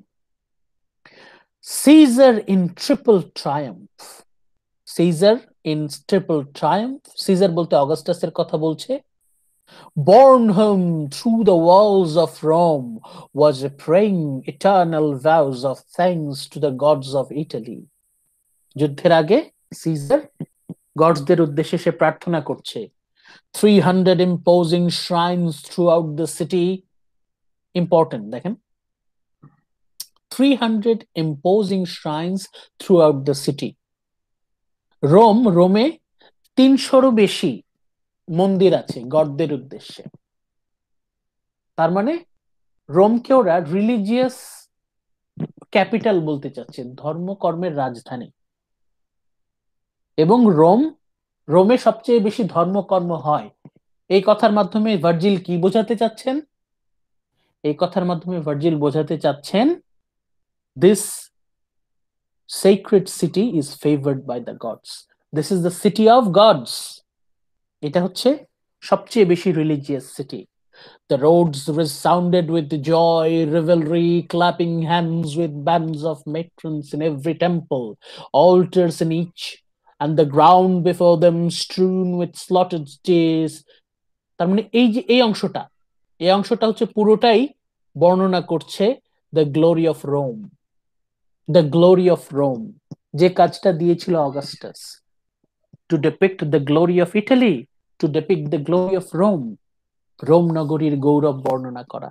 এটার দায়িত্ব কার ছিল? ভার্জিলের। ভার্জিল সেটা রীতিমতো দক্ষতার সাথে পালন করছেন। এখনো পর্যন্ত কিন্তু চমৎকার সব দিক থেকে, যদিও হোমারের অনেক ছাপ আমরা পাচ্ছি, তারপরেও। Caesar himself, throned at brilliant Apollo's snow-white gates, reviewed the gifts brought on by nation of earth, and he mounts them high on the lofty temple doors as the vanquished people move in a long slow file. এইখানে Virgil যে বর্ণনাটা দিচ্ছেন এটা কিন্তু historical fact. এখানে আমরা historical মানে এটা documented, অগাস্টাসের সমসাময়িক ইতিহাসের বর্ণনা আমরা এখানে পাচ্ছি। কিভাবে ভার্জিল ইনিয়াসের কথার সাথে রোমান হিস্ট্রিকে মিলিয়ে দিচ্ছেন এটা কিন্তু মাথায় রাখতে হবে। They address their arms as motely as their tongues, মানে এই জায়গাটা হচ্ছে the portrayal of Rome in Aeneas's shield. ইনিয়াসের শিল্ডের মধ্যে রোমের একটা ছবি আমরা পাচ্ছি। ভবিষ্যতে রোম কতটা গৌরব উজ্জ্বল হবে, কতটা গৌরব রোমের থাকবে তার একটা বর্ণনা আমরা পাচ্ছি। Here Vulcan had forged the Norman race, and Africans with their trailing robes, here the Leleges, Carians, Gelonian archers bearing quivers, Euphrates flowing now with humbler tide. Very important. দেখেন, Euphrates flowing now with a humbler tide. ইনিয়াস যখন বেঁচে ছিল তখন Euphrates হচ্ছে প্রমত্তা নদী, তখন সেটা বেশ পাওয়ারফুল নদী। আর যখনকার বর্ণনা ভার্জিল করছেন তখন হচ্ছে ইউফ্রেটিস ধীরে ধীরে বইছে। Euphrates flowing now with a humbler tide. Euphrates নদীর যে শক্তি কমে যাচ্ছে, কমে যাওয়া এটা কিসের সংকেত? মানে already thousands of years have been past, হাজার বছর পার হয়ে গেছে। হাজার বছরে প্রমত্তা ইউফ্রেটিস এখন দুর্বল। কিরকম সূক্ষ্মভাবে ভার্জিল রূপকথার সাথে ইতিহাসকে কম্বাইন করে দিচ্ছেন, কি মাস্টারির সাথে ভার্জিল রূপকথার সাথে কিংবদন্তির সাথে ঐতিহাসিক যে সত্যতা সেটাকে মিলিয়ে দিচ্ছেন। এই যে ফ্যাক্ট অ্যান্ড ফিকশন দুটাকে কম্বাইন করা, এটা কিন্তু খুবই জটিল কাজ এবং বেশ সাফল্যের সাথে ভার্জিল কিন্তু কাজটা করছেন। কথাটাই আমরা বলার চেষ্টা করছি। লাস্টে কি বলছেন? দ্য লাস্ট লাইন ওয়াজ, এটা দিয়ে আমরা আজকে আমাদের ক্লাসের মানে মূল আলোচনা শেষ করব। Aeneas takes up on his shoulder the picture, ঢাল, ঢালটাকে সে কাঁধে তুলে নিচ্ছে। সেই ঢালে কিসের ছবি আছে? দ্য গ্লোরি অফ রোম, রোমের ভবিষ্যতের ছবি। The future picture, the pictured destiny of his people. ইনিয়াসের বংশধরেরা ভবিষ্যতে কি করবে তার ছবি সেই ঢালে ফুটে উঠছে। This is the significance of shield of Aeneas. ইনিয়াসের যে শিল্ড তার গুরুত্ব আমরা বুক 8-এ আমরা এটা হচ্ছে সবচেয়ে important part, the shield of Aeneas. Shield of ইনিয়াসটা আপনারা পড়বেন, দেখবেন কিভাবে এখানে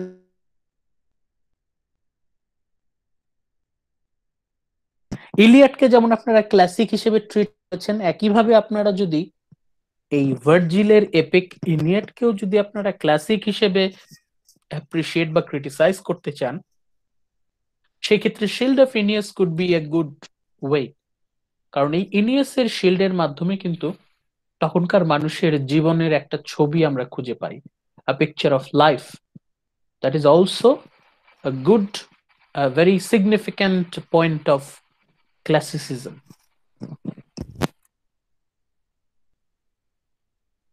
আজকে এই পর্যন্তই আমরা মানে ফোকাস করব। তাহলে আজকে আমাদের আলোচনা কি ছিল? আজকে আমরা দুটো চ্যাপ্টার আজকে আমরা কভার করার চেষ্টা করলাম। একটা হচ্ছে বুক 7 আর হচ্ছে বুক 8। বুক 7-এ আমরা দেখলাম কিভাবে ইনিয়াস তার গ্রুপ নিয়ে দলবল নিয়ে অবশেষে ইটালিতে হাজির হয় এবং ইটালিতে হাজির হওয়ার পর কিভাবে কিং ল্যাটিনাস তার মেয়ের সাথে ইনিয়াসকে বিয়ে দেওয়ার চিন্তা ভাবনা করে। ঠিক সেই মুহূর্তে জুনো তার প্রচন্ড আক্রোশ আবার আমাদের সামনে উপস্থাপন করে। জুনো কতখানি রেগে আছে তার লক্ষণ আমরা এখানে পাই।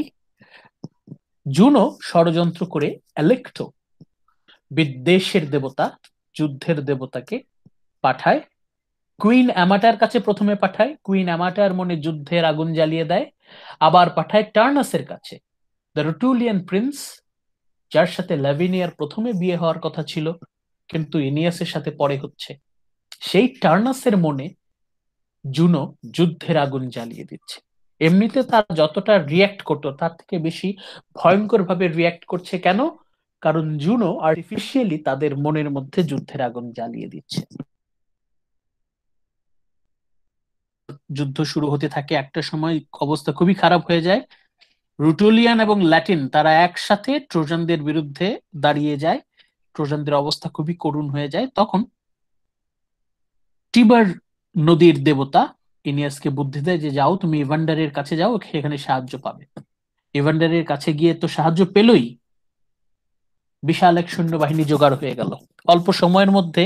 ইনিয়াস কতখানি লাকি, অল্প সময়ের মধ্যে বিশাল এক সৈন্যবাহিনী তৈরি হয়ে যায়।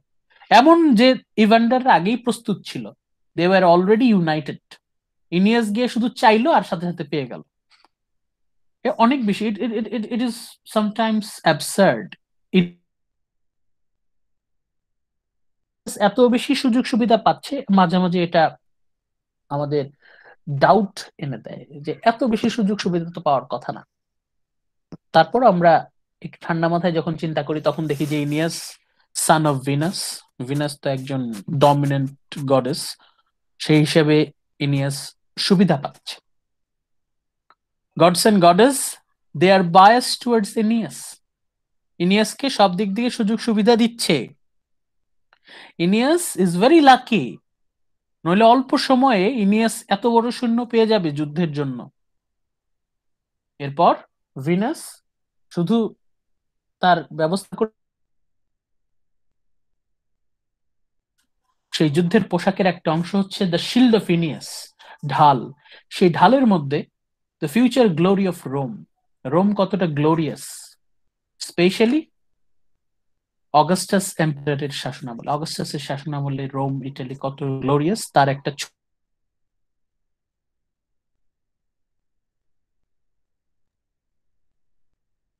যে অগাস্টাসের আমলে রোম কতটা সমৃদ্ধ ছিল, কতটা সমৃদ্ধ শহর ছিল রোম, তার একটা বর্ণনা আমরা পাই। তাহলে গত ক্লাসের সাথে আজকের ক্লাসের কিছু অংশ যদি আমরা একত্রিত করি, তাহলে কিন্তু আমরা এই যে ভার্জিল কিভাবে কিংবদন্তির সাথে ইতিহাসকে সংযুক্ত করেছেন, how did Virgil connected Aeneas with Augustus? অগাস্টাসের সাথে ইনিয়াস উনি কিভাবে কানেক্ট করলেন, বিশেষ করে ট্রোজানদের সাথে রোমানদের উনি কিভাবে কানেক্ট করলেন, ট্রোজান থেকে কিভাবে রোমানরা এলো, চেষ্টা করলো, ট্রোজানরা কিভাবে রোমান হলো, ইনিয়াসের বংশধরদের থেকে কিভাবে অগাস্টাস জন্ম নিল, ইনিয়াস টু অগাস্টাস। এই যে এই লিনিয়েজটা কিন্তু ভার্জিল দেখিয়েছেন। The combination of fact and fiction, the combination of mythology and history, and more importantly, the combination of politics and literature. Politics and literature, very important. গত ক্লাস আর আজকের class হচ্ছে খুবই গুরুত্বপূর্ণ আপনাদের ফাইনালের জন্য। গত ক্লাস এবং আজকের ক্লাস আপনাদের ফাইনালের জন্য খুব গুরুত্বপূর্ণ। এখানে যে ভার্জিল কিভাবে ইতিহাসের সাথে রূপকথাকে মিলিয়ে দিয়েছেন, এবং অগাস্টাস যে তাকে দায়িত্ব দিয়েছিল সেটাকে কিভাবে উনি ফুটিয়ে তুলেছেন, এটা আপনাদের একটু স্টাডি করতে হবে। আজকে এই পর্যন্তই থাকুক। এখন হচ্ছে আমি আরো 5 মিনিট আছি, যদি আপনাদের কোনো প্রশ্ন থাকে, যদি কোনো জিজ্ঞাসা থাকে, কোনো কনফিউশন থাকে, জিজ্ঞেস করতে পারেন। স্যার, হ্যাঁ, আমাদের অ্যাসাইনমেন্ট স্যার হচ্ছে সবগুলাই করতে হবে, লেকচার ফলো করতে হবে স্যার। সরি, আবার বলেন। স্যার মানে 1 থেকে 15 পর্যন্ত সবগুলো লেকচার কি আমরা ফলো করব, দেন অ্যাসাইনমেন্টে? ওটা পরে বলি, আগে আজকের ক্লাসেরটা একটু দেখেন। আজকে ক্লাসের কোশ্চেন কোনো আছে কিনা দেখেন। আজকে যে আমরা বুক 7 বা বুক 8 পড়লাম, এই দুটো চ্যাপ্টার 7 আর 8, এই দুটাতে বোঝার কোনো কনফিউশন আছে কিনা। তারপর 5 মিনিট পরে আমি ওই প্রেজেন্টেশনের কথা আলোচনা করব।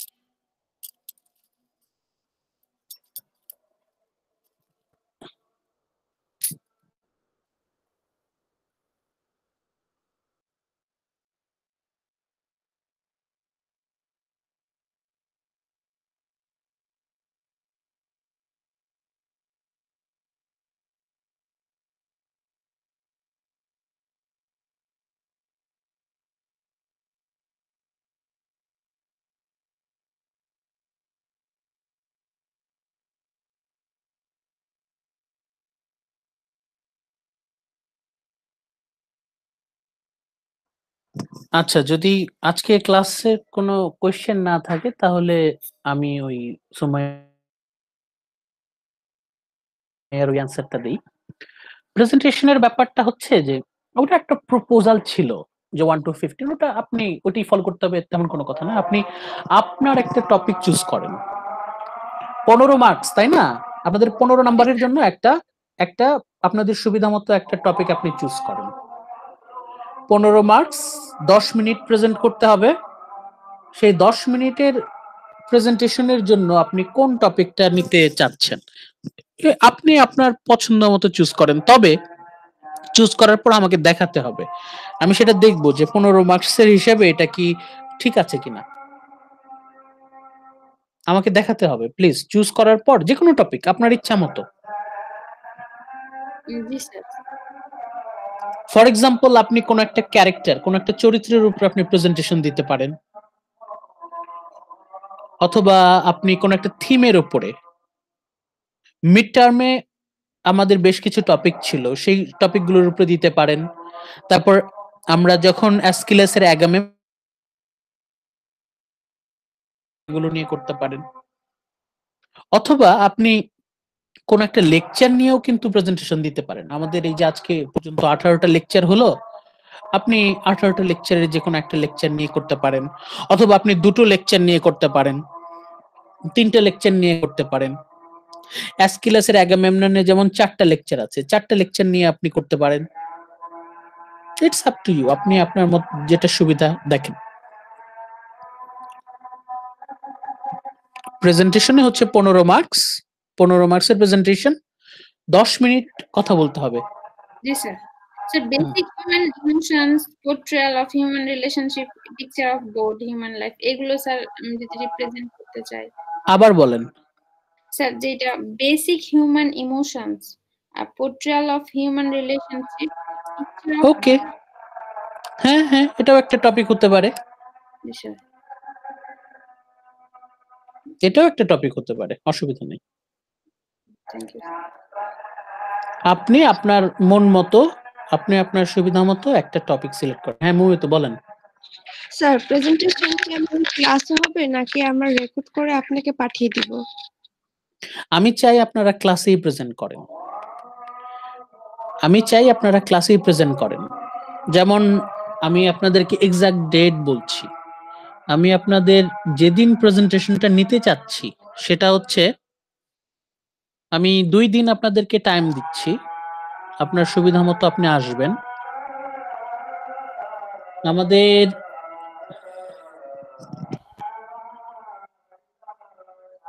29 তারিখ হচ্ছে শুক্রবার, তাই তো? আমাদের সেই 29 তারিখের আগে দুটো ডেট হচ্ছে, একটা হচ্ছে 25 তারিখ আর একটা হচ্ছে 27 তারিখ। এই 25 তারিখ আর 27 তারিখ এই দুই দিন আমি প্রেজেন্ট,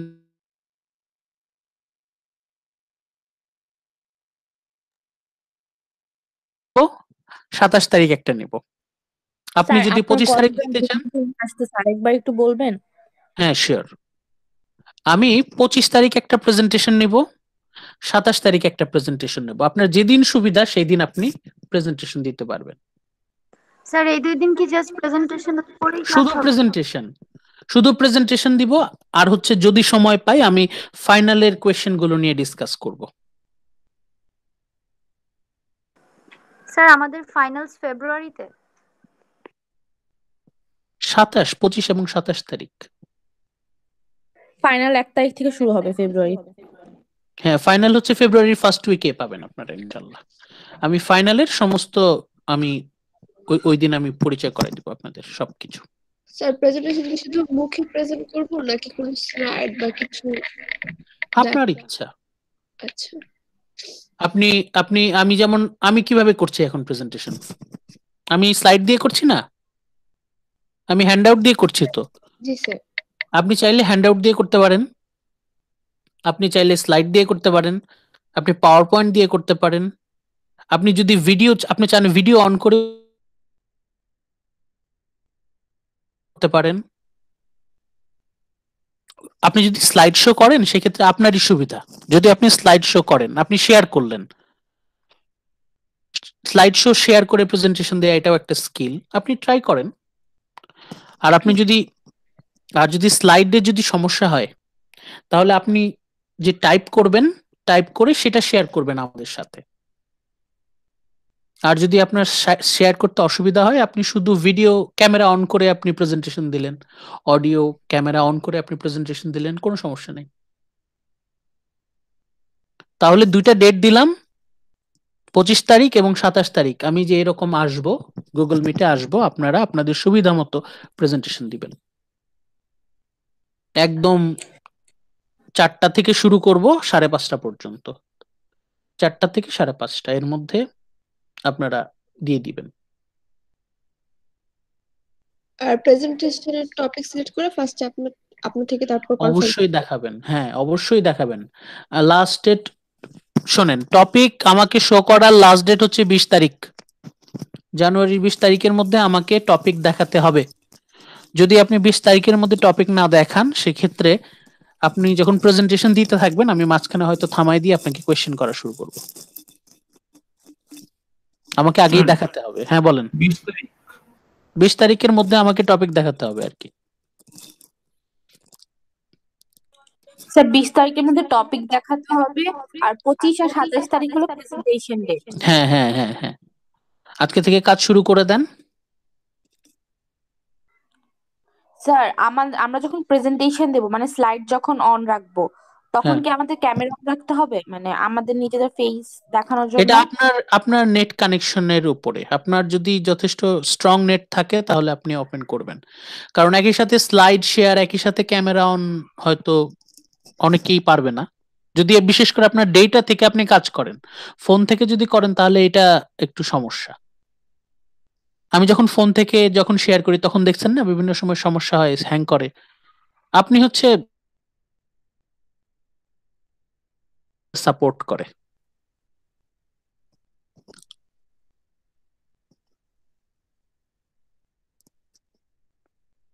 স্যার মিনিমাম স্লাইড কয়টা বানাইতে হবে? সেটা আপনার ইচ্ছা, তবে 10 মিনিট কথা বলতে হবে।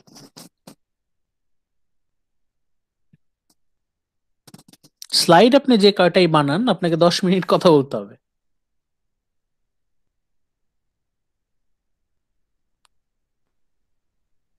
আর কোনো প্রশ্ন? No sir. হেল্প করেন, সবাইকে হেল্প করেন, সবাইকে গাইড করেন, আর সবাইকে এটা জানিয়ে দিবেন যে আগামী বুধবার, এই বুধবারের পরের বুধবারের মধ্যে অবশ্যই আমাকে টপিক দেখাতে হবে। টপিক আমি অ্যাপ্রুভ করে দিলে আপনি কাজ করবেন। 10 মিনিটের প্রেজেন্টেশন আপনি ক্যামেরা অন করেও দিতে পারেন, ক্যামেরা অফ করেও দিতে পারেন, স্লাইড দিয়েও দিতে পারেন, গুগল মিট। আর যদি আপনি 25 এবং 27 তারিখ মিস করে ফেলেন সেই ক্ষেত্রে আপনি যদি রেকর্ডেডটা আমাকে সাবমিট করেন সেটার লাস্ট ডেট হচ্ছে 29 তারিখ।